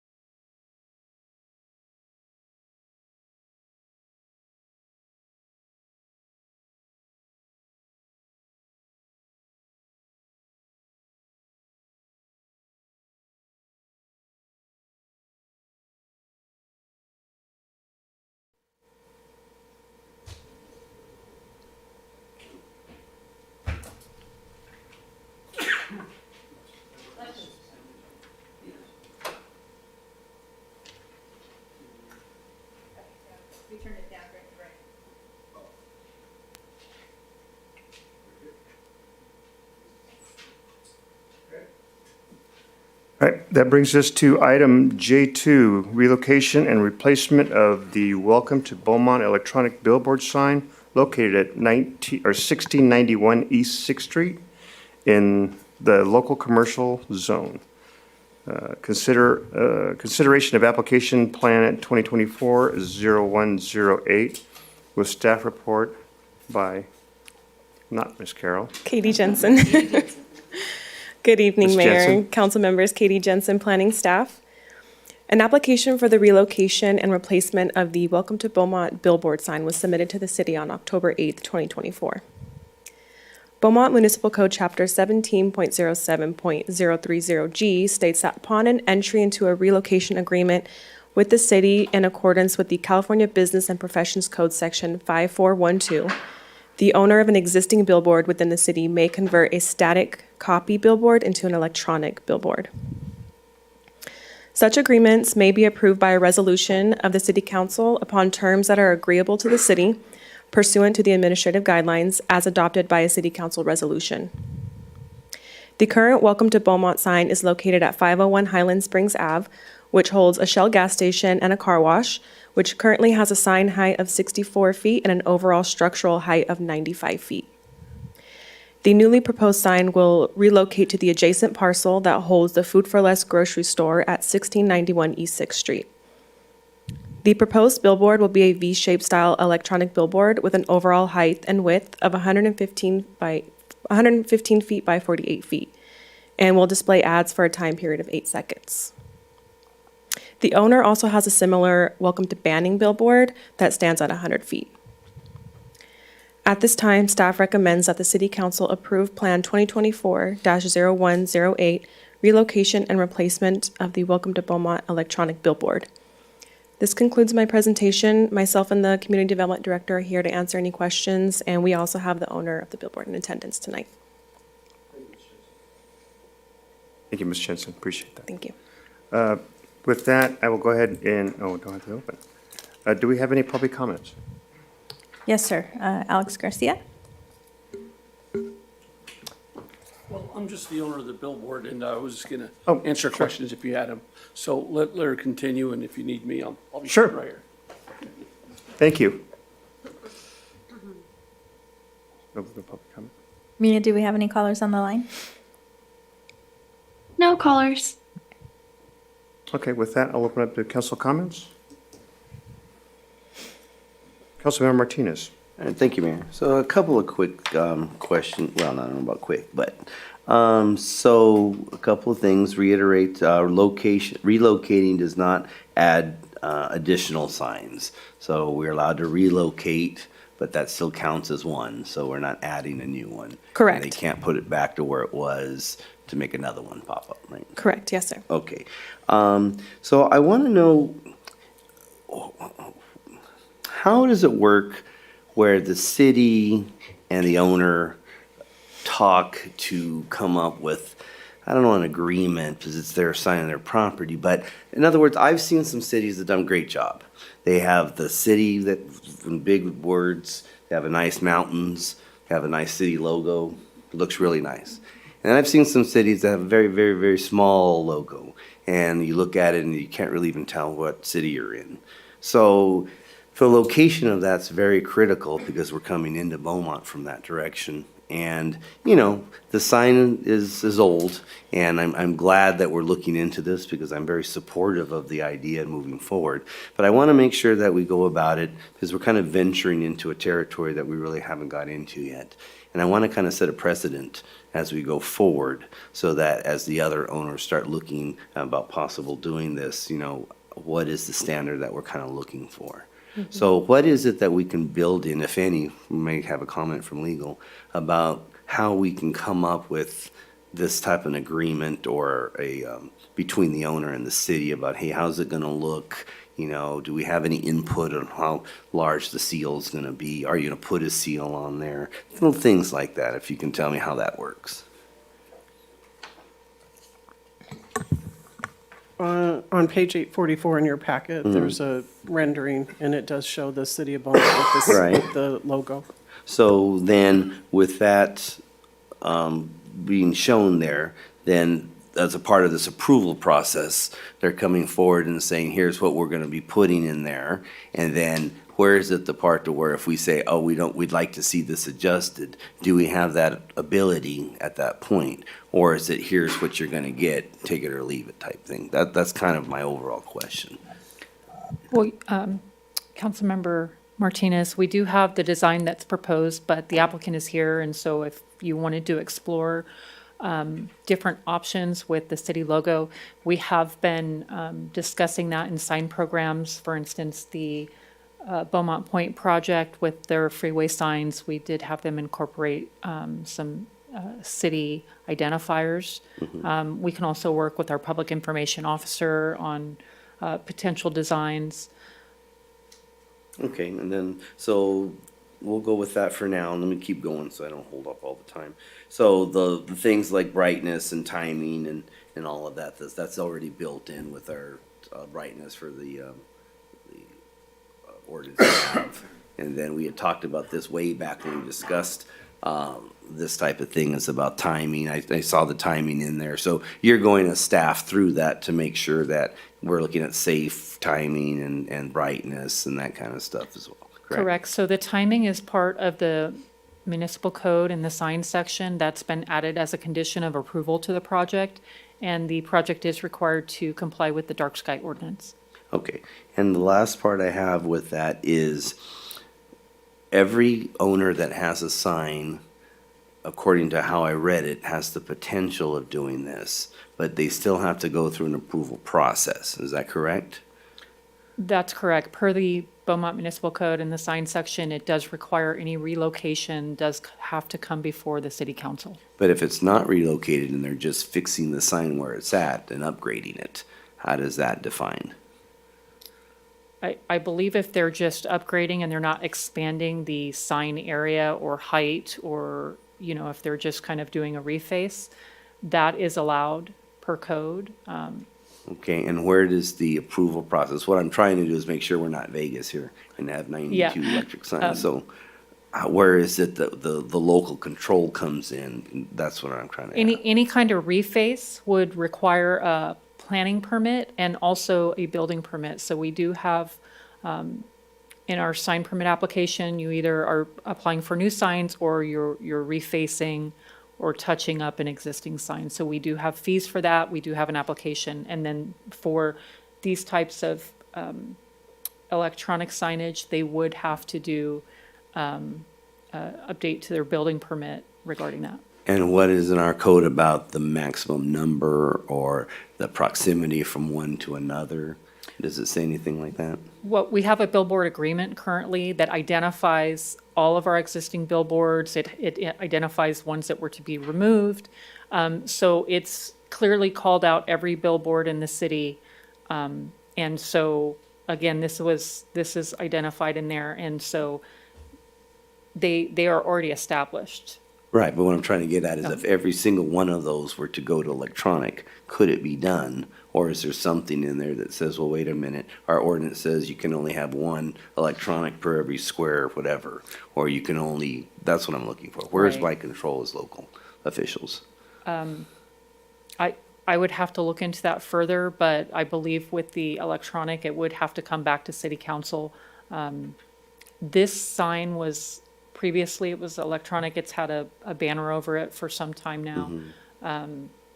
So again, it's not like for like, but they did have that opportunity before.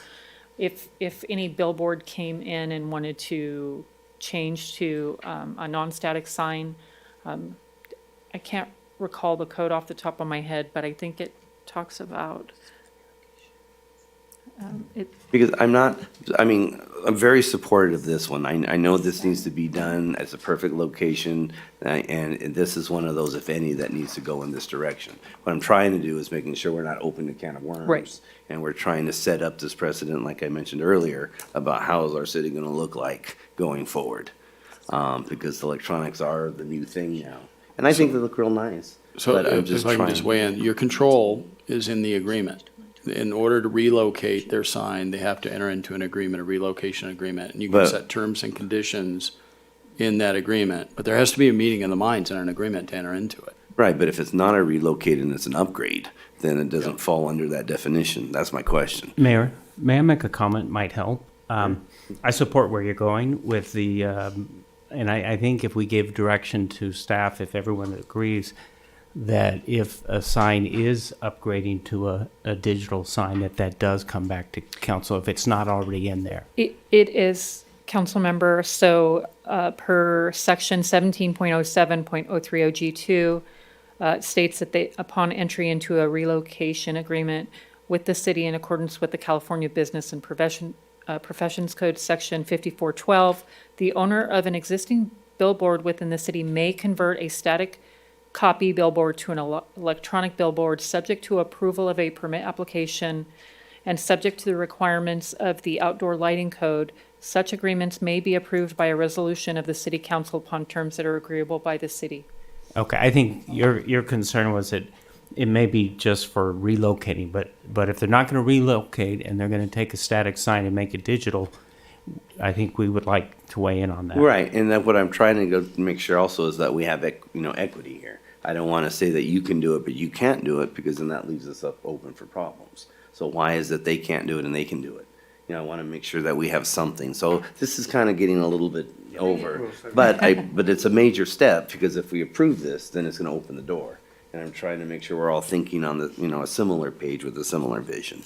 So, Do you want an item brought back just for the refacing discussion? well, yeah, I think we'll need to talk about that for that. Okay, so I'm good with my questions. Thank you. Thank you, Mayor. Councilmember White? So I am going to disagree with you on the other issue, though.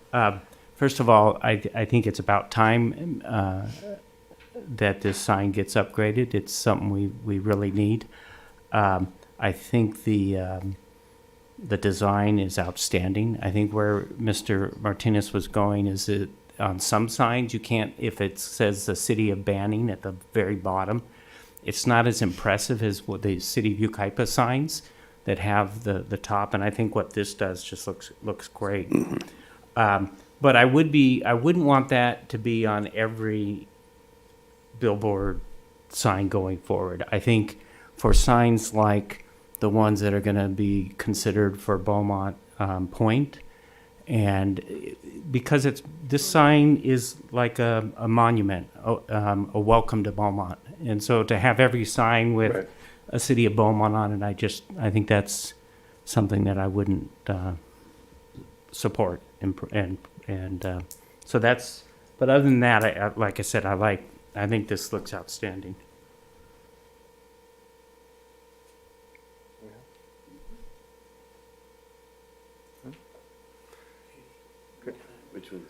I've just got a couple questions. On the relocation, we have a condition that'll set for the existing sign to be demolished? Is that? That's correct, yes, there is a condition in there that Just want states to make that. sure that that's identified. And then on the site plan, when I was looking at the site plan, I think that's,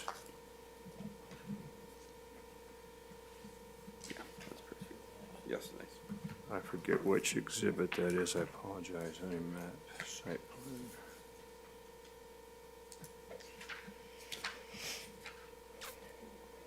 Yeah, no, the actual drawing, the little drawing that they provide. No. It's the overhead site plan. It shows the new location, yeah. 848. Thank you. I would just like to have the sign, it shows as a dark line and it's a V sign, and I know that, but it should be called out as the new proposed sign. I'd also like to have in there where it's the existing sign is also identified, so we know that it's, you have the existing that's going to be relocated to this location, if you would, please. Yes, The existing sign, I think, is 95 feet high. that's correct. Do we have a reason why this one needs to be 115 feet high? I believe that his reasoning was for, to avoid some blockage, but I can have the applicant speak more to the necessity Sure. of the additional 20 feet. Hello, Mayor. Hey. Council members. My name's Alex Garcia. I've owned the Welcome to Beaumont sign since 1998. Nice. Been around for 26 years. And yeah, it needs a facelift. I get that. And so part of the reason why I wanted to build the new sign is to upgrade what we had. The problem is I can't upgrade the existing one because of its location. A few years ago, the city approved the gas station to add a car wash to their station, and it sort of hugged that sign, and it doesn't allow me to get in there to service it properly. That's why when you drive by, you'll notice some of the letters are out on the east face. I can't get to it because I can't get a boom lift that goes that high, that goes at that angle. So we decided to move it 30 feet, 20 to 30 feet to the west. Sure. That lands on the Food for Less property. We got a lease there. She's approved it. That's where this new location is being proposed. And the sign was originally built, the first one, the original one, with a LED permit. After I had built it, it was one of the first LED signs in the state of California used for offsite advertising. There was a problem with the electronics because we were all new at it. The people who were making the LEDs, myself and everybody else. And so what happened is it rained and it got damaged. So we had to pull them out of there and put up static. Well, years went by before we could afford to put the electronics back in. But when we did, they changed the law to know you can't have electronics. But now, recently, you've changed it back to where you can have electronics. So that's why we applied for the new permit to build the new structure. And I put the city of Beaumont on the top of the sign so you could see it very clearly. And the reason we asked for it to be 115 feet is because when I had originally built the current Beaumont sign, my competitors didn't like how magnificent it was and big and everything. So they applied to heighten all their signs, all those 4 monopoles to the west. They went up higher and it blocked it. So it didn't do me any good. It blocks the view of it. When it's digital, you have 8 advertisers that are flipping. That little 600 feet spacing is not enough to read them all.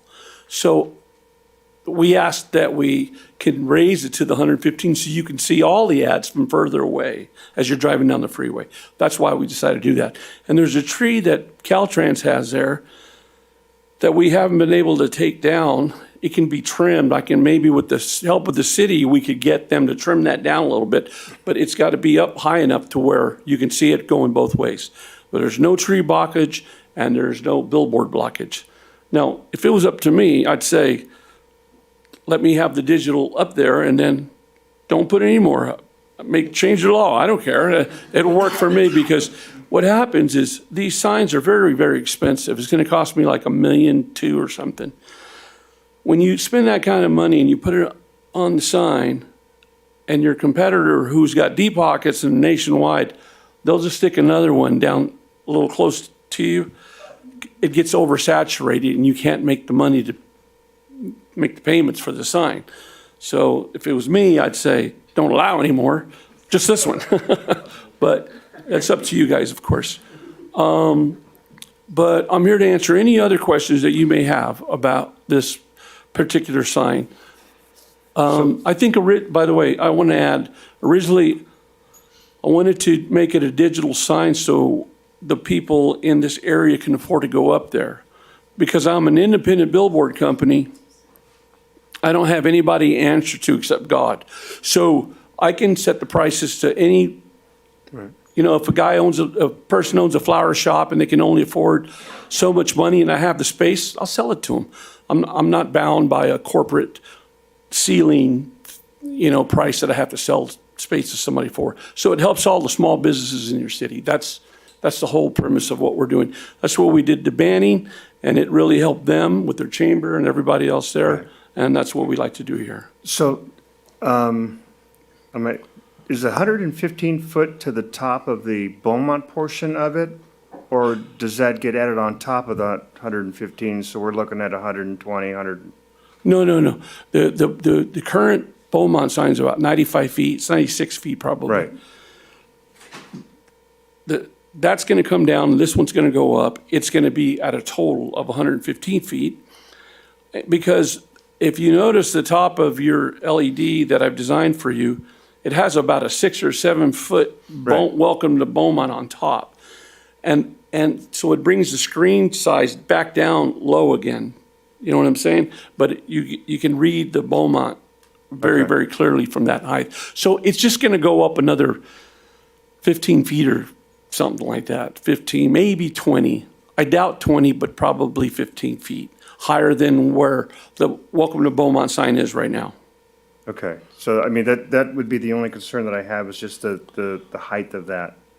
I just would want to make sure that that includes the city of Beaumont portion at 100, the maximum height of the entire sign, in my opinion. Yeah, it would be the very top of the Beaumont sign. Yeah. Of your Beaumont logo. The screen would be down further about, so it'd be down about 103 feet or something, 102 feet. It's only a little bit higher than what it is right now. Yeah. And if you notice the Welcome to Beaumont, the extension that's on there, along with the 18-foot screen and then a skirt on the bottom, it's going to make it look, beefy. It's going to look like the banning sign, except more city logos and, where you can see it better. Yeah. Okay. That's all the questions I have. Anybody else have any? Councilmember White? Thank you, Alex. More of a comment for staff and not necessarily a question.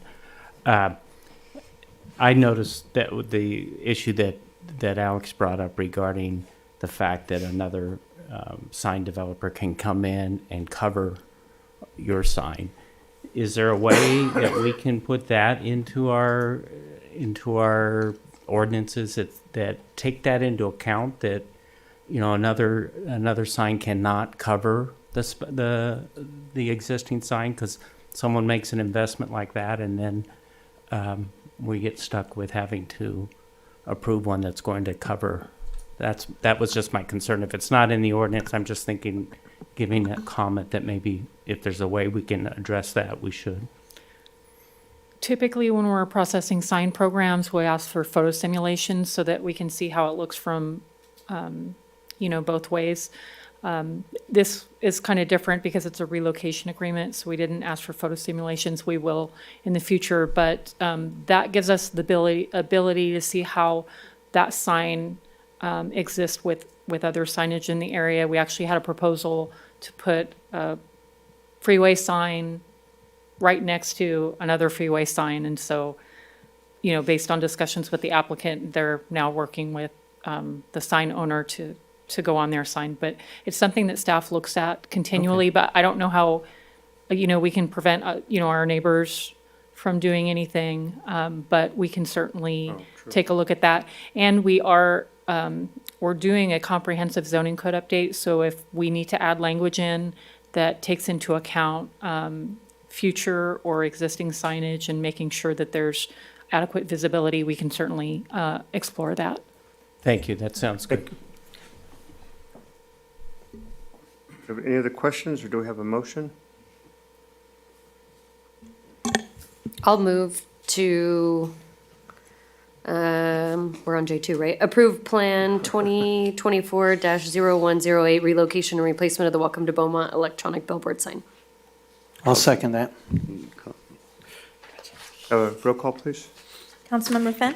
Yes. Councilmember Martinez? Yes. Councilmember White? Yes. Mayor Pro Tem Voigt? Yes. Mayor Lara?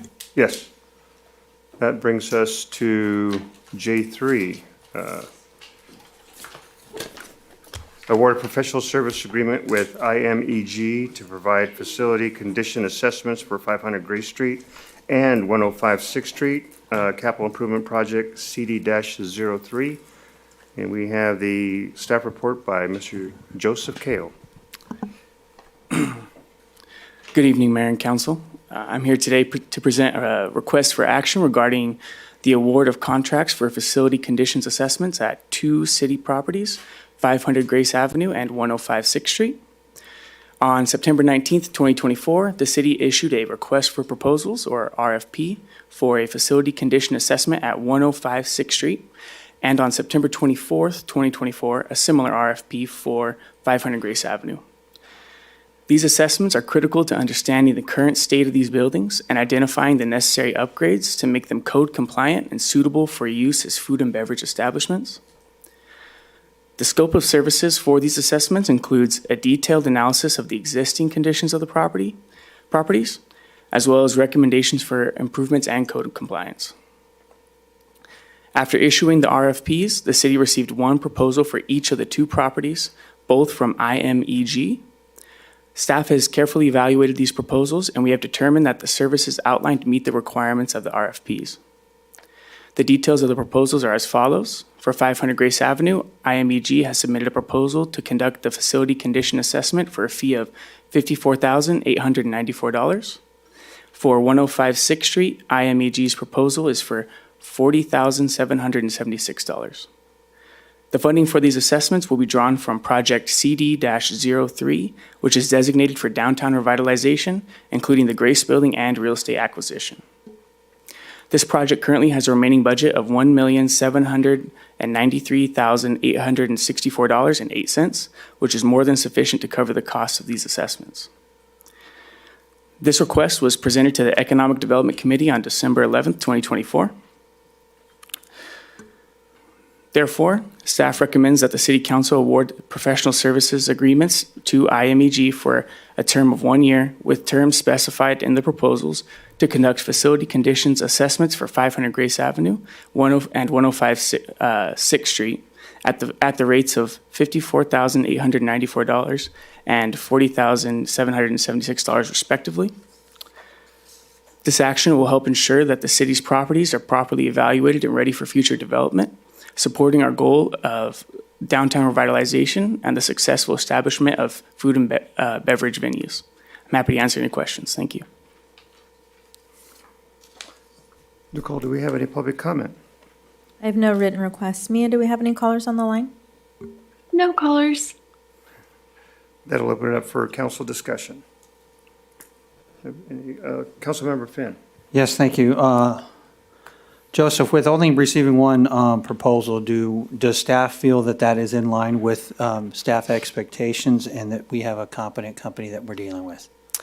Yes, it does appear that IMEG is a competent company, and given the state of the Grace Building, it is it's a complex building, has some additions to it.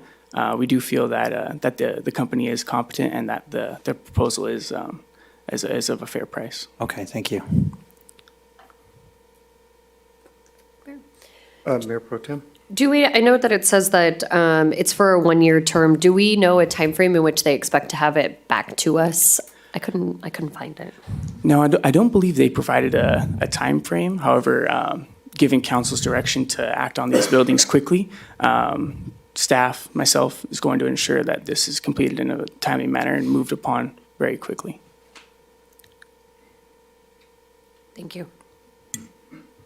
So I'll share some of the concerns I have in regards to the contract and the way that it's set up. So my understanding is we're going to do an analysis of the plumbing, electrical, mechanical, and the structural elements of the building. But in their contract, they indicate that where there is no visible access available due to building elements, assumptions will be made. The concern that I have is when you're trying to look at a structural element of a building, you can't tell what the structural element looks like if you're just looking at the outside of the wall, the drywall or whatever. Yes, sir. Do we know if they're going to do anything as far as, and I'm asking that because my fear is that once we open up a wall and we start doing the construction, then we're going to be responsible for any upgrades required to that section of building. So I don't want to get into a situation where we start running into additional costs. Well, this doesn't meet current code. This doesn't meet code. The header's too small. And so that's what I'm trying to avoid. Do we know Are they going to x-ray anything or? So city staff is going to work closely with the engineer and ensure that any areas that they need to examine are exposed so that assumptions will be eliminated. And I've confirmed that with the engineer. Okay, so, and I appreciate that. Do we know if that's going to increase the cost for the contract? No, it was not increase the cost. That comment was added because they themselves do not provide that sort of destruction and to drywall. But with the city providing that service, they're going to provide that assessment. So when we have to determine a bearing wall, it's going to have a footing, how will that assessment be made? Do we know? So the assessment will be made by, well, for the load bearing, non-load bearing, the entire building is, well, almost the entire building is filled with drop ceiling. So it's going to be examined through looking through the top of the drop ceiling, and then when those load-bearing walls are examined, Right. and the engineer determines that the footing needs to be examined in that portion, then we are going to conduct the destruction to that drywall so that he can conduct a proper assessment. Okay, how do we assess the footing that supports that wall, that's required to support the wall? What I've seen done, and what I've done is you drill on each side of the wall and see where you hit concrete and the depth of the concrete in order to determine. I've also seen engineers use X-ray to determine if the footing has steel in it, if the footing is of sufficient size to carry the load. So, do we know how that's going to occur underneath this contract? No, this contract does not specify any sort of X-raying or anything of that nature. However, presumably this structure is a permitted structure and was and followed code at the time of permit issuance and inspection during that time period. Right, and I agree. The concern that I have is, again, if we open up a wall under today's code, it would have to meet today's code, and that's what I want to make sure that we try to avoid, because you don't want to start jackhammering things up in order to. Our building official. Okay.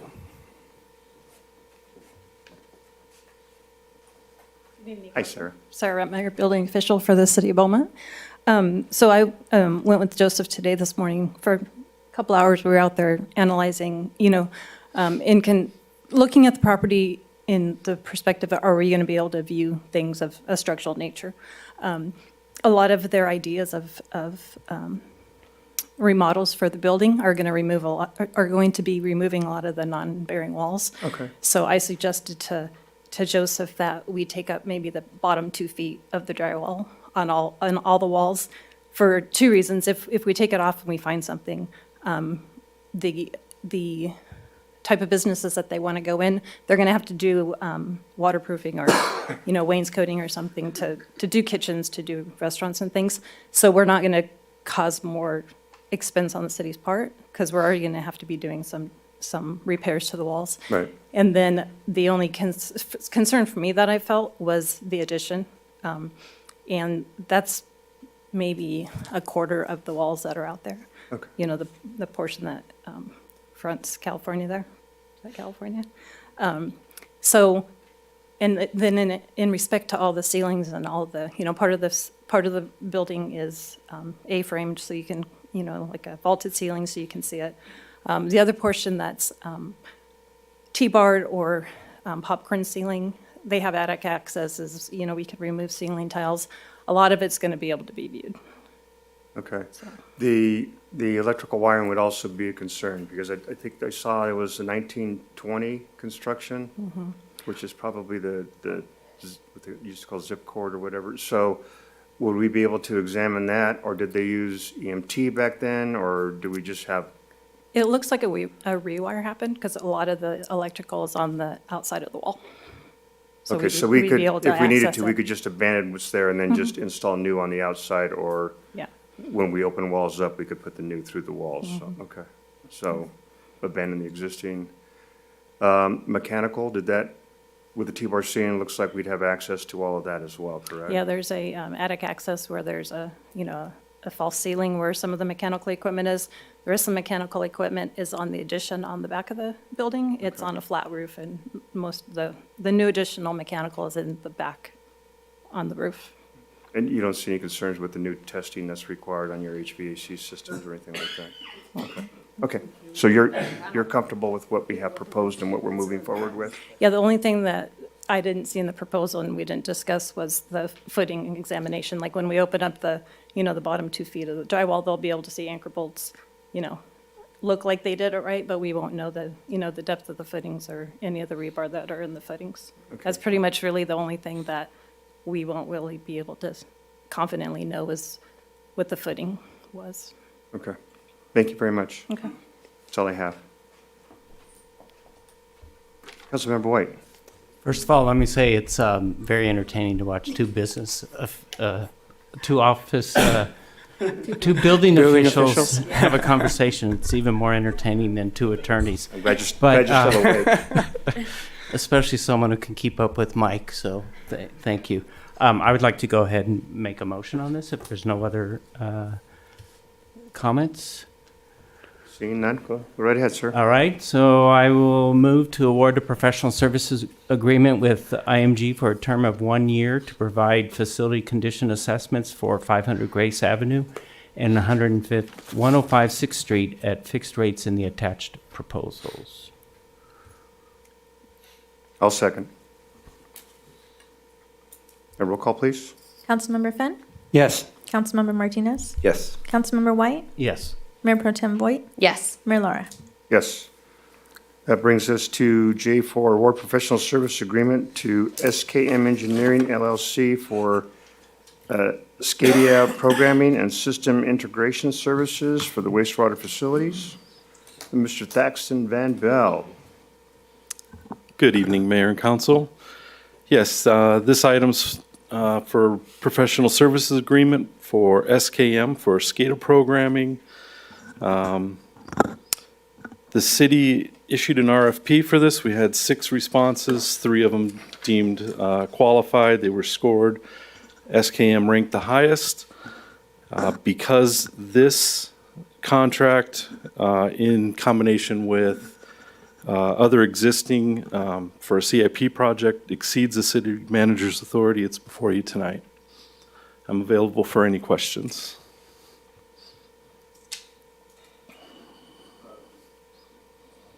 Do we have any public comment? I have no written requests. Mia, do we have any callers on the line? No callers.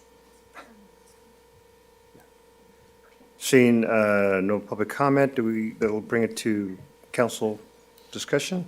Do you have any questions or comments?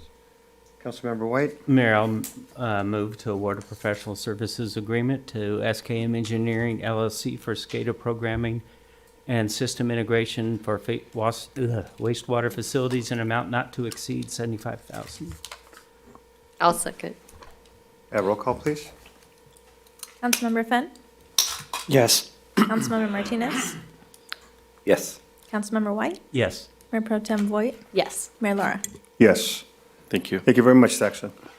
Brings us to item J5, Riverside County Superintendent of Schools Special Education Vocational Education Program. We have, we don't have Kerry Mendoza. We have Eric Guzman.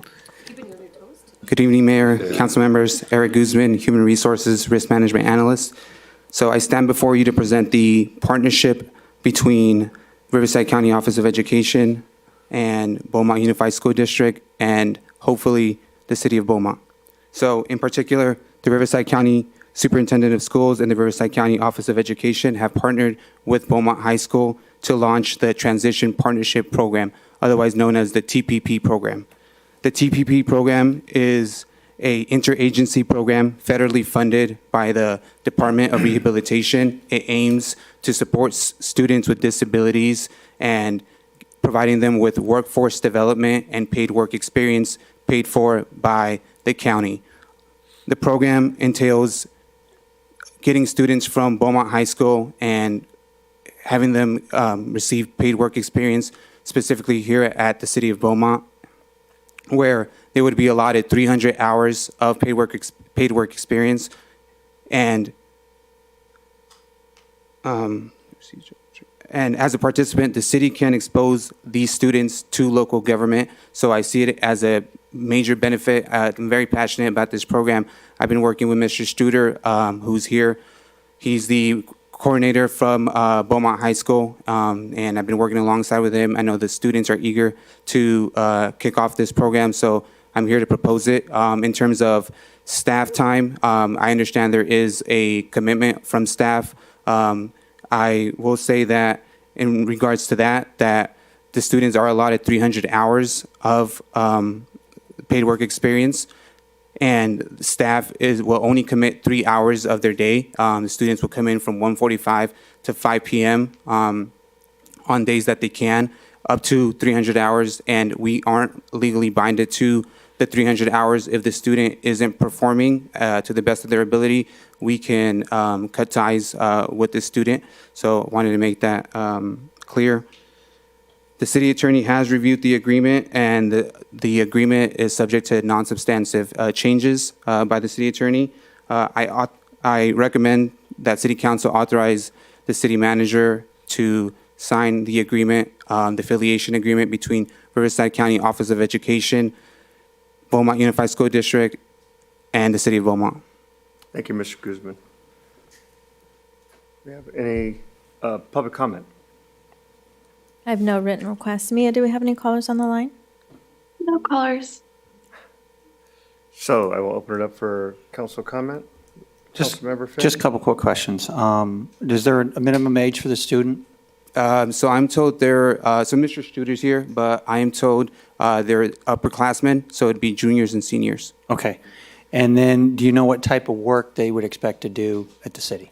So we'd like to give them a opportunity for career exploration. So if approved, I would walk them in to the different city departments and have them explore, see if they have a particular interest with certain departments. And if the departments are able to accommodate the student based on the liking, we would like to place that student in that certain department. If the department is not able to accommodate, then we'd find a reassignment for that student. Okay, very good. Thank you.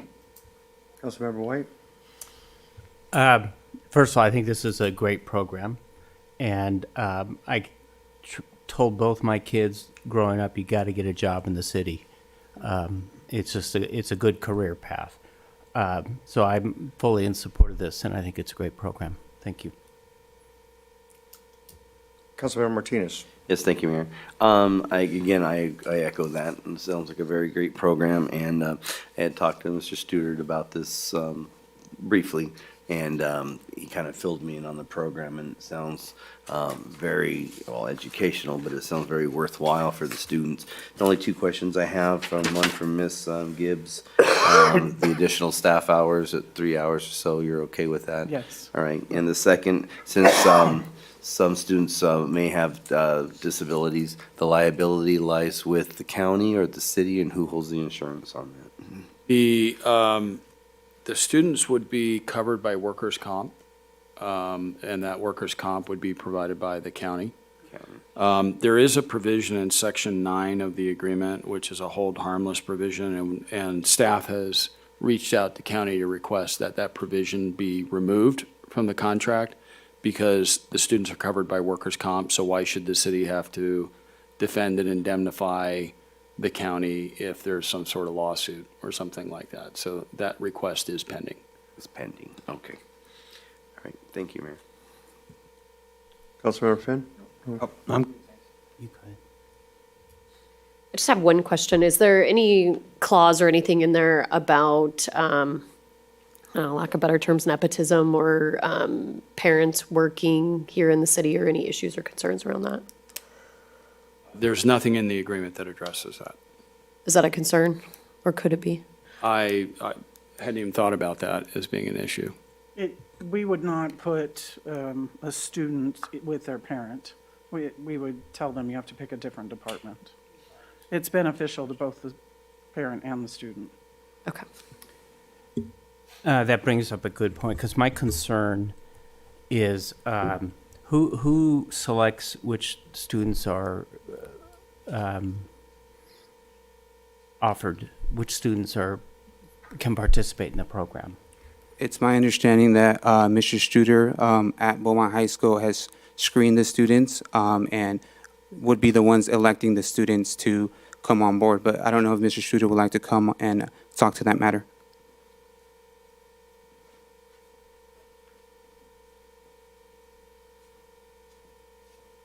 Thank you, Council, and thank you, Mayor, for this opportunity. So the Transitional Partnership Program is kind of a culminating effect of students with disabilities. They do have a transition plan that they have to choose. And then so based off of that transition plan, we kind of steer them towards different segments of a career path. Okay. So based off of those transition plans that have occurred since they've entered high school, and then based off of our observations of the students, we want to pick and choose which ones are going to be best fit. For example, if they're mechanically inclined and you're not offering mechanics here, okay, we want to steer them towards something that's more related to what they're doing. Okay, so it's based on their skills and abilities, and anyone who you feel is capable is eligible. Yeah, absolutely. Okay. You know, kind of past that, we want a career path for them, and then this is kind of just a spark that's getting to that direction. Perfect. Okay, thank you. Well, I'd like to add to the prior question and comment. We have an existing partnership with the district for a work-based learning and work experience program. So I would consider these students much like those, and they're kind of like interns, and therefore subject to our handbook policies. So that would take care of your nepotism issue if you had any concerns there. I put them in the same category as interns, and we have rules and regulations around how we handle our interns and the rules that they follow, and that's what they would abide by. Excellent. Any other questions from council or a motion? Mr. Mayor, I'll move that we authorize the city manager to execute the agreement with Riverside County Superintendent of School and Riverside County Office of Education. I'll second. Roll call, please. Councilmember Fenn, Yes. Councilmember Martinez, Yes. Councilmember White, Yes. Mayor Pro Tem Voigt, Yes. Mayor Lara. Yes. Brings us to item J6. We have approval of grant agreement for Second Street Extension. Staff report by Ms. Jennifer Eustachian. Thank you. Good evening, Mayor and Council. The item before you this evening is a grant agreement between the City of Beaumont and the U.S. Department of Housing and Urban Development, also known as HUD. This $1 million grant closed the funding gap for the Second Street Expansion Project, which aims to alleviate traffic congestion in a critical area of the city, enhancing connectivity, supporting future growth, and addressing long-standing transportation challenges for residents and businesses. This funding was made possible through the advocacy of Congressman Dr. Raul Ruiz, who secured the funding through the fiscal year 2024 Economic Development Initiative Community Project Funding Program. And to formalize the funding, the city must execute the grant agreement attached to the staff report, and the funding has been included in the fiscal year 24-25 CIP budget for the Second Street Extension Project. That concludes my report, and I'm available for any questions you have. Thank you very much, Jennifer. Do you have any public comment? I have no written request. Mia, do we have any callers on the line? No callers. I'll open it up for council discussion. Seeing none, do we have a motion? Mayor, I'll make the motion to approve grant agreement number B24-CP-CA-0317 and authorize the city manager or their designee to execute the agreement and related documentation necessary to implement the grant. I'll second. Have a roll call, please. Councilmember Fenn, Yes. Councilmember Martinez, Yes. Councilmember White, Yes. Mayor Pro Tem Voigt, Yes. Mayor Lara. Yes. Brings us to, thank you very much, Mr. Station. Brings us to item J7, right-of-way acceptance for Veely Avenue. Staff report by Mr. Robert Vestal. Any slides, PowerPoints? I do. I have one slide. There you go, buddy. I knew it. All right. So Hidden Canyon Industrial Park has prepared the right-of-way dedication for Veely Avenue to support existing street improvements previously constructed and the traffic signal that was installed as part of the Hidden Canyon Industrial Park development. SCE is the owner of that right-of-way, If council approves the dedication, staff will file the documents with the California Public Utility Commission, CPUC, for acceptance and recordation. The cost to acquire the right-of-way is $36,300. City, city staff requests the fee to be waived, but was declined.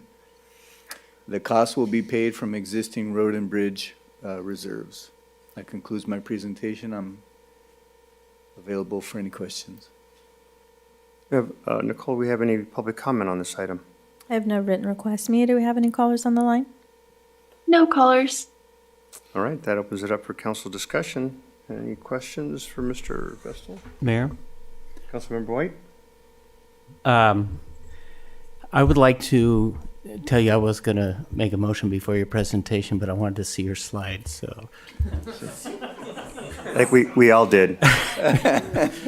So at this point, I will move to waive the full reading and adopt by title only a resolution of the City Council of the City of Beaumont accepting right-of-way for Veely Avenue. I'll second that. A roll call, please. Councilmember Fenn? Yes. Councilmember Martinez? Yes. Councilmember White? Yes. Mayor Pro Tem Voigt? Yes. Mayor Laura? Yes. Thank you, Mr. Vestal. That brings us to item J8, mayoral appointments of various boards and commissions and committees.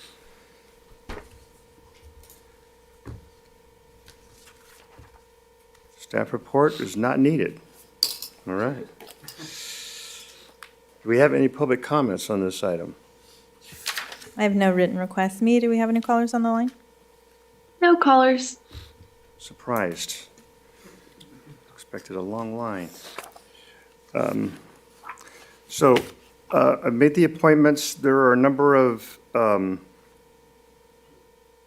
committees or boards that do not have any volunteers for.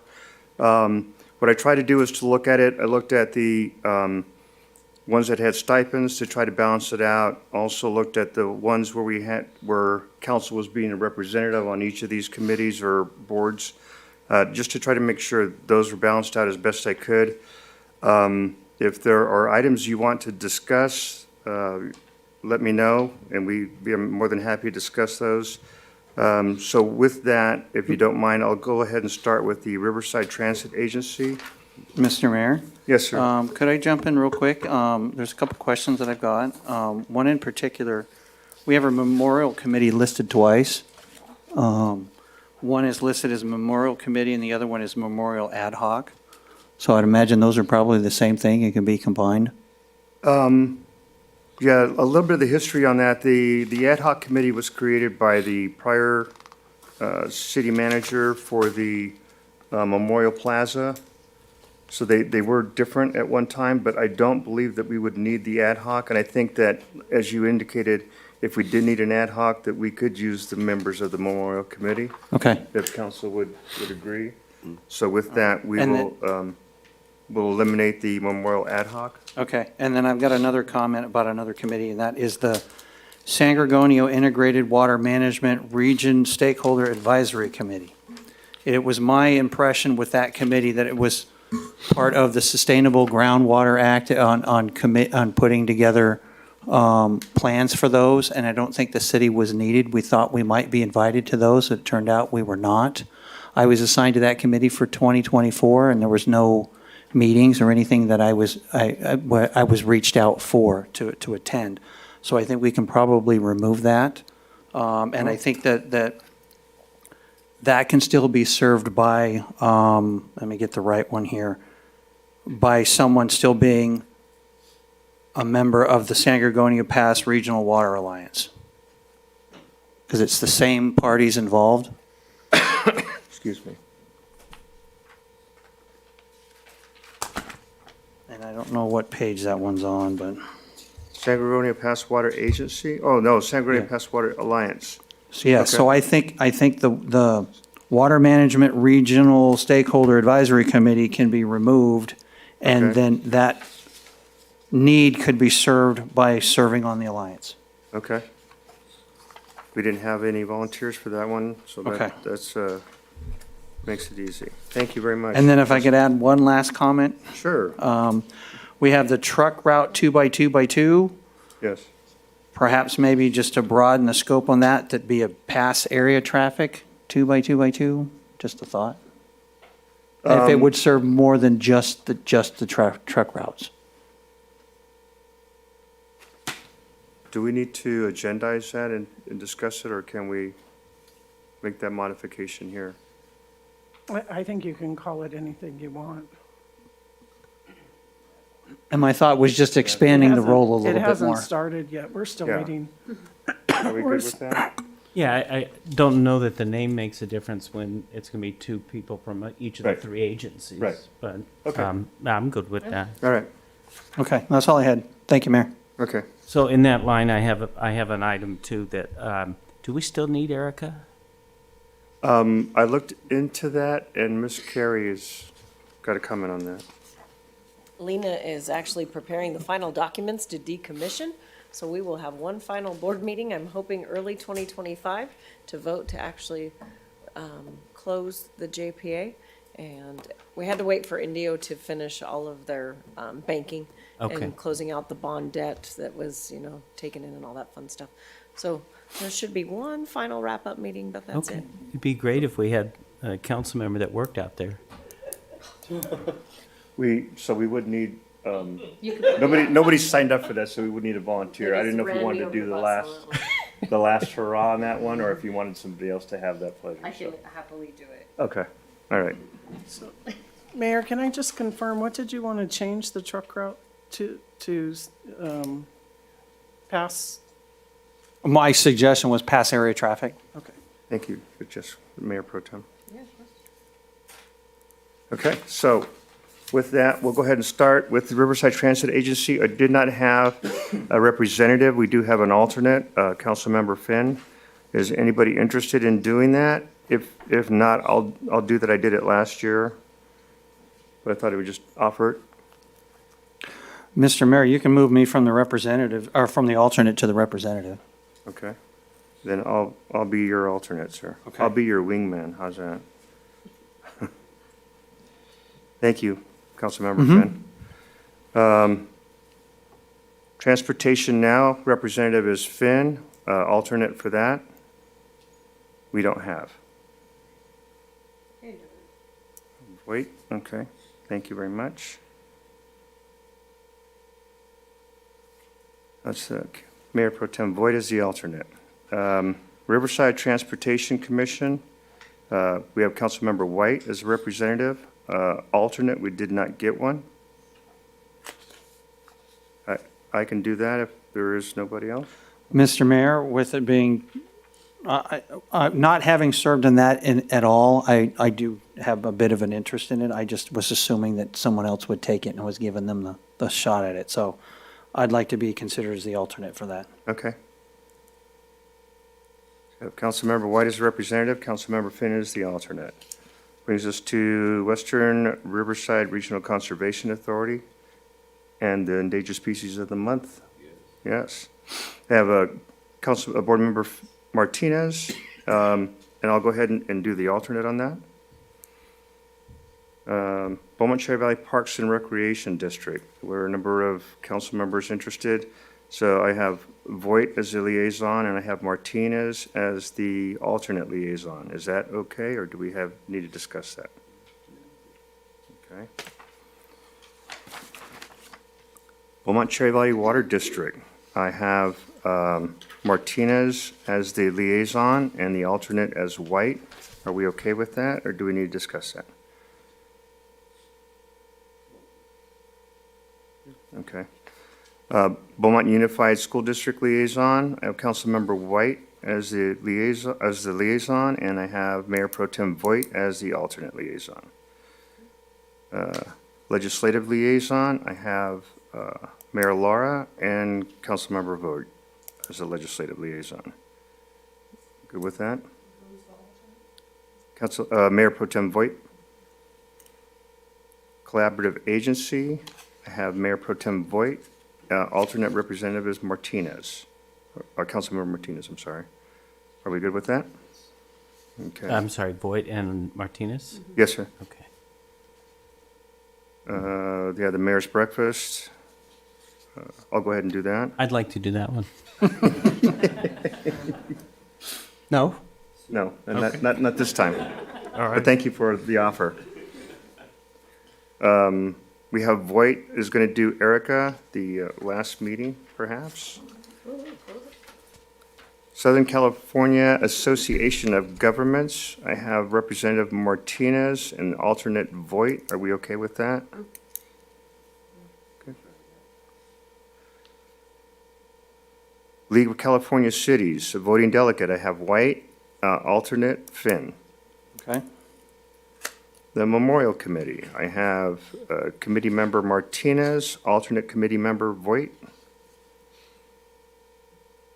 On the Financial and Audit Committee, I have Councilmember Finn and Councilmember Martinez. On the Economic Development Committee, I have Councilmember Voight and Councilmember Martinez. Are we good with that?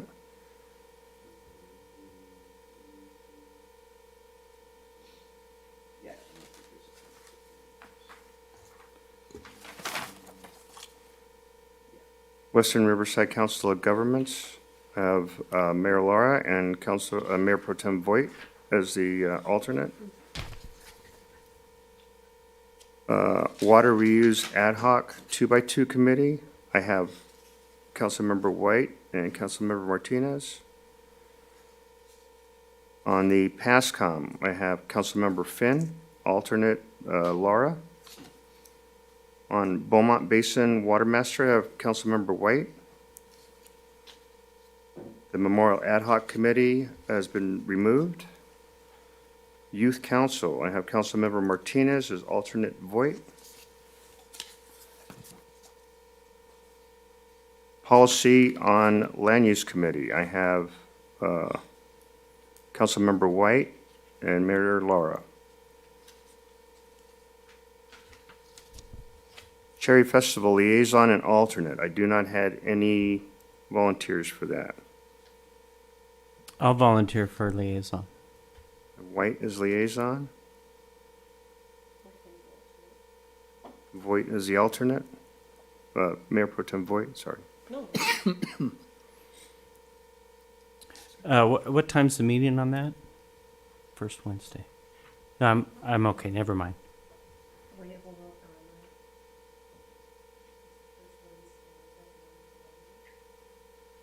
I don't know No, that I those can't. meetings are consistent. What's that? I don't know that those meetings are consistent. Yeah, and they don't meet at the CRC anymore. Are you good with that, or do you want to? Are you good with the alternate? Okay. San Gorgonio Pass Water Alliance, the liaison is Councilmember Finn. San Gorgonio Pass Water Agency, I have liaison as Councilmember White. Excuse me. Beaumont Library District, liaison, I have Voight, and alternate, I have Martinez.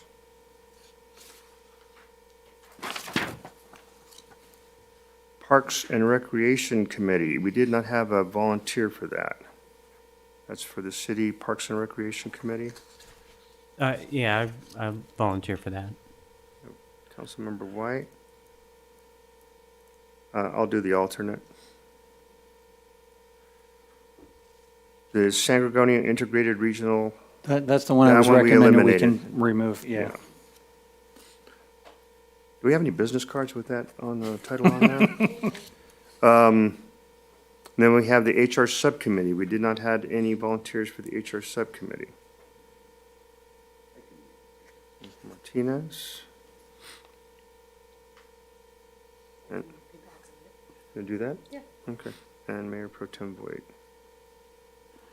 And last but not least, the truck route to the pass through the heart of the city. We have the 2x2 ad hoc. What was it called again? I'm sorry. I'll write I it. was calling it traffic, pass area traffic, yeah. Pat, huh? There you go. Pat on the back. We have a Mayor Pro Tem Voigt and Councilmember Finn. I missed WRCOG. Who did you have for that? I did. I have that. Yeah, then your alternates who? And the alternate is Voigt. Okay. Any questions? You have all that? Okay, so that is item J8, excuse me. Forgive me. That brings us to item J9, approval of city attorney invoices for the month of November 2024. And I will recuse myself on this item since it involves my law firm.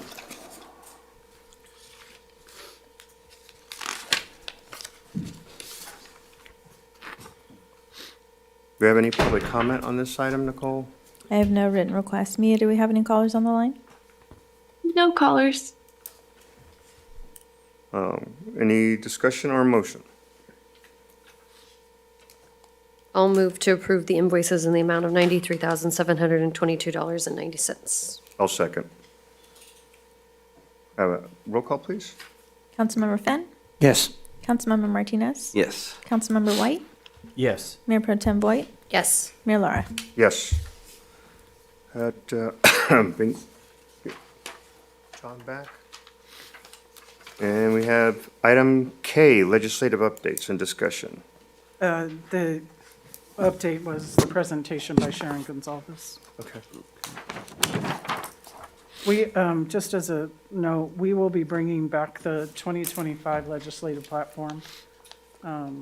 Not bringing it back, we'll be bringing the 2025 legislative platform to council in January. We're working with Sharon on that now. Okay. Thank you. Item L, economic development update.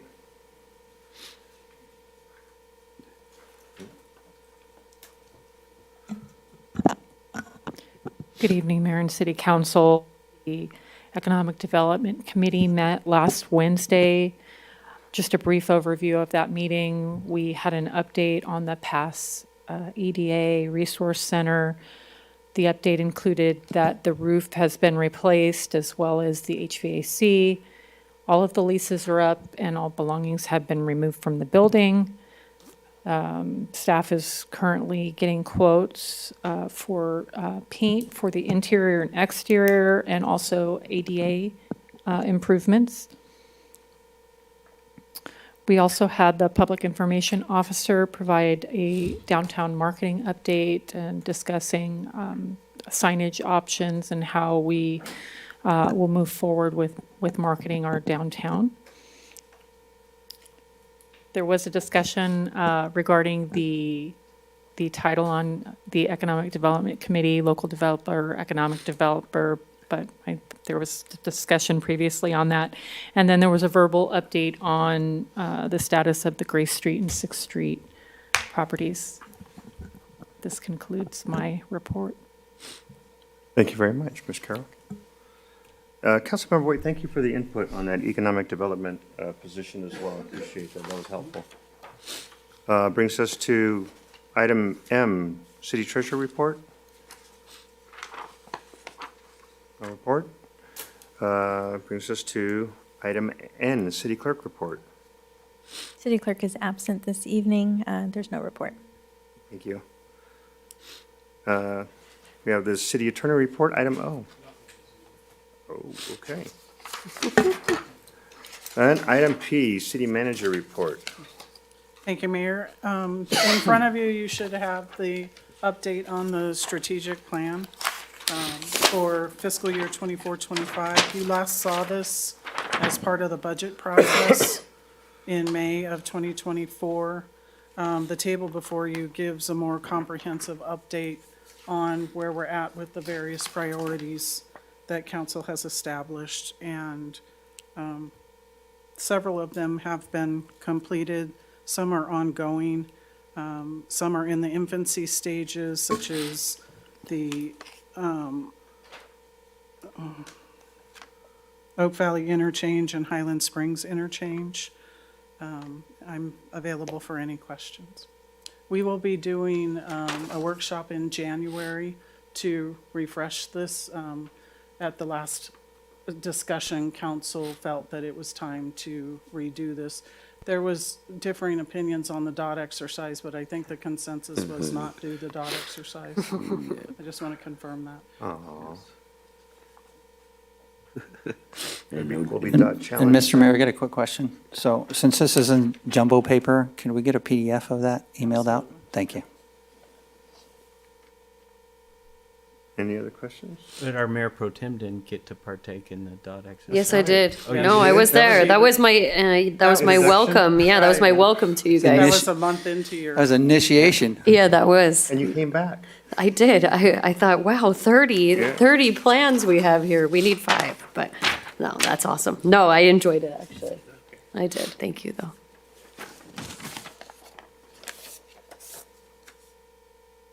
You good? That concludes, All sorry. All right, it's okay, not I a was problem. waiting for more questions. Any more? We're good? No, we're good. All right. Item Q, future agenda items. I had one, and just want to know if council thought it would be good to look at, which is looking at the planning commission requirements, just making sure that they are a city resident, so that we can have, so if we can add that for a future agenda item, please. Nicole, thank you for your work on that. I appreciate that very much. That brings us to, is that good? Anybody else have any future agenda items at this point? No? Item R, council reports. Start with Mr. Finn. Yes, thank you, Mr. Mayor. So on December 7th, I attended Shop with the Cops. It was a nice turnout there, so we appreciate all the work that goes into that, and we were able to host it, here in the city of Beaumont this go-around, and it'll be back to banning next year, and appreciate all the help and work that goes to that. It was a well-attended and a very nice event. On the 12th, I attended the PASS EDA meeting. It was a presentation from city managers from each of our local cities. We had city banning. For Beaumont, we had Carol Kendrick step in and present, so we appreciate her efforts on that. We also heard from Calamasa, Hemet, San Jacinto, and we got to hear from our neighboring county, the city of Yucaipa. So it was a nice presentation of what's going on with each of the cities, projects that are in the works, homes to be built, and so forth, and budgets were talked about as well. So it was a nice update from each of our neighboring cities. And then on the 14th, I attended our holiday light parade and got a chance to walk through market night towards the end, and appreciate all the efforts that go into that, and we get a little bit better each time that we do that, so thank you. What do you have? And that concludes my report. Councilmember Martinez. Thank you, Mayor. So, let me get to that. My new tablet. There it is. All right, so I attended the Plus Committee, and we talked about updates to the AB 98 and how that is going to be updated, and that'll be brought to council soon. I attended the Youth Council, and you heard the report, and it was very, again, very enthusiastic. They enjoyed the tour, and I will have to give a shout out that about 5 or 6 of them worked the Kids Zone bouncer at the Blizzard Bash, and they were exhausted, but they enjoyed it, and then a lot of them followed up at the trolley, and they had lots of energy, as you all heard. It made the trolley fun. They made the fun. So we have our youth version of Ray Santos there, so it was very, very, very refreshing. I attended the Fire Explorers first annual dinner, and I got to meet some of the Fire Explorers here at the station, and that was very, very cool, and a lot of them being my former students, and seeing some of their families there, so that was neat to see. I've been reappointed to the Cal Cities Environmental Quality Committee. I have a first meeting in Sacramento coming up in January, so Nicole will be talking to you about that soon.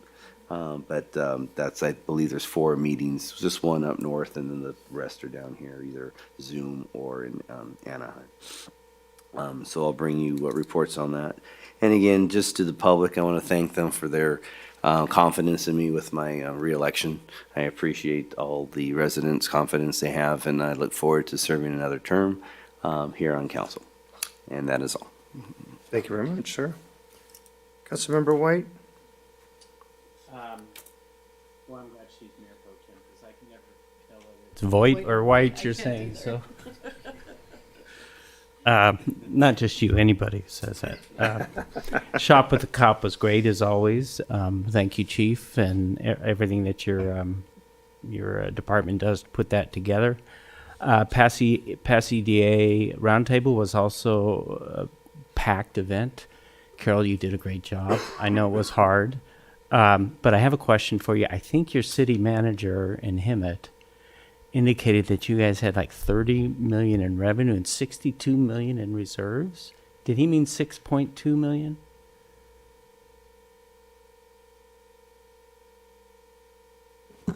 We have a 40% reserve, or reserve requirement, so it's Okay. 62. Okay.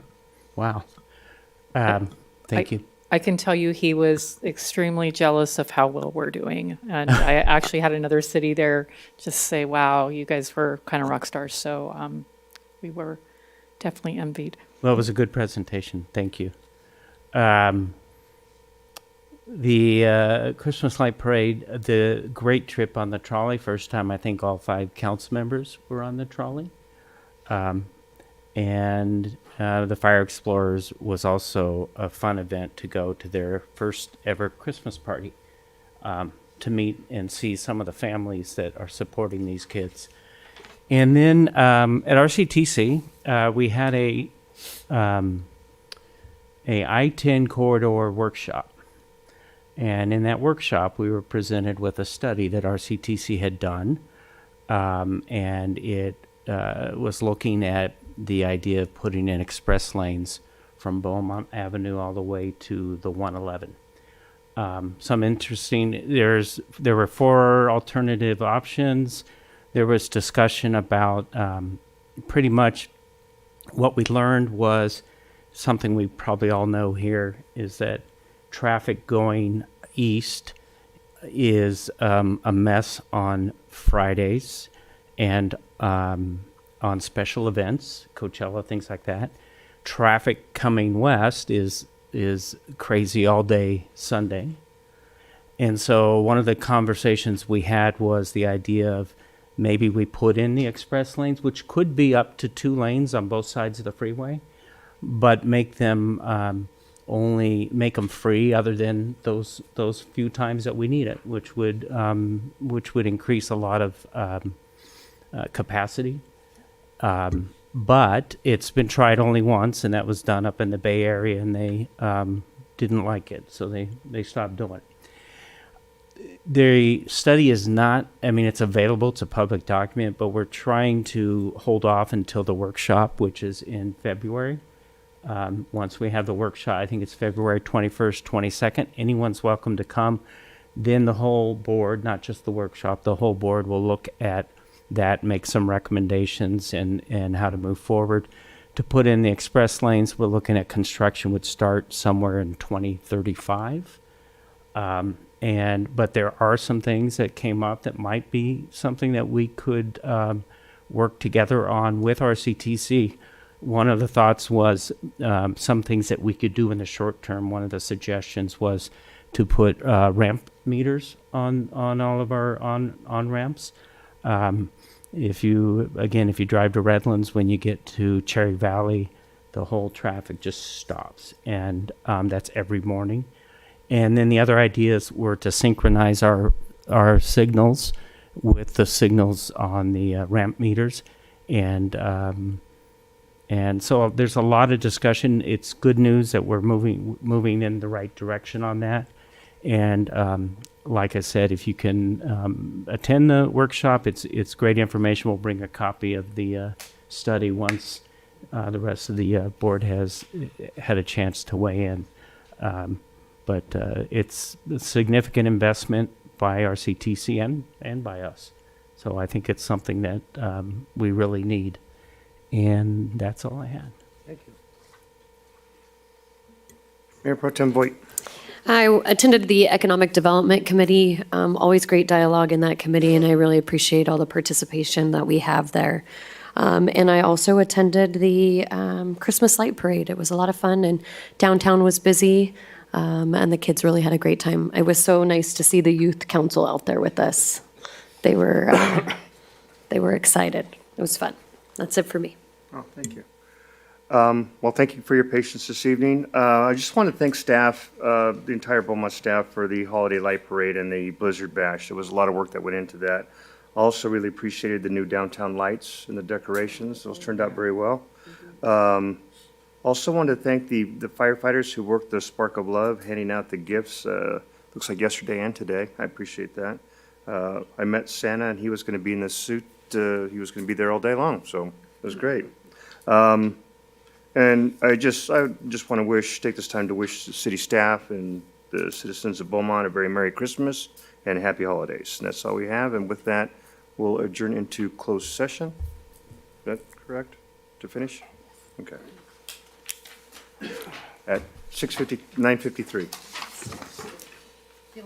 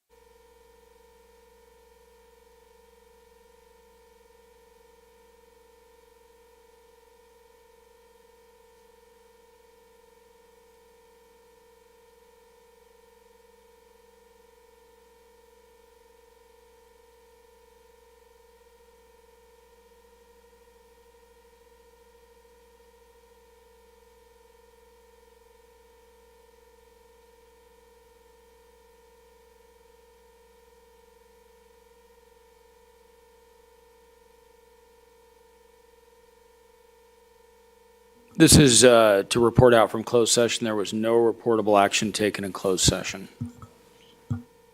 And the meeting is adjourned at 11:09.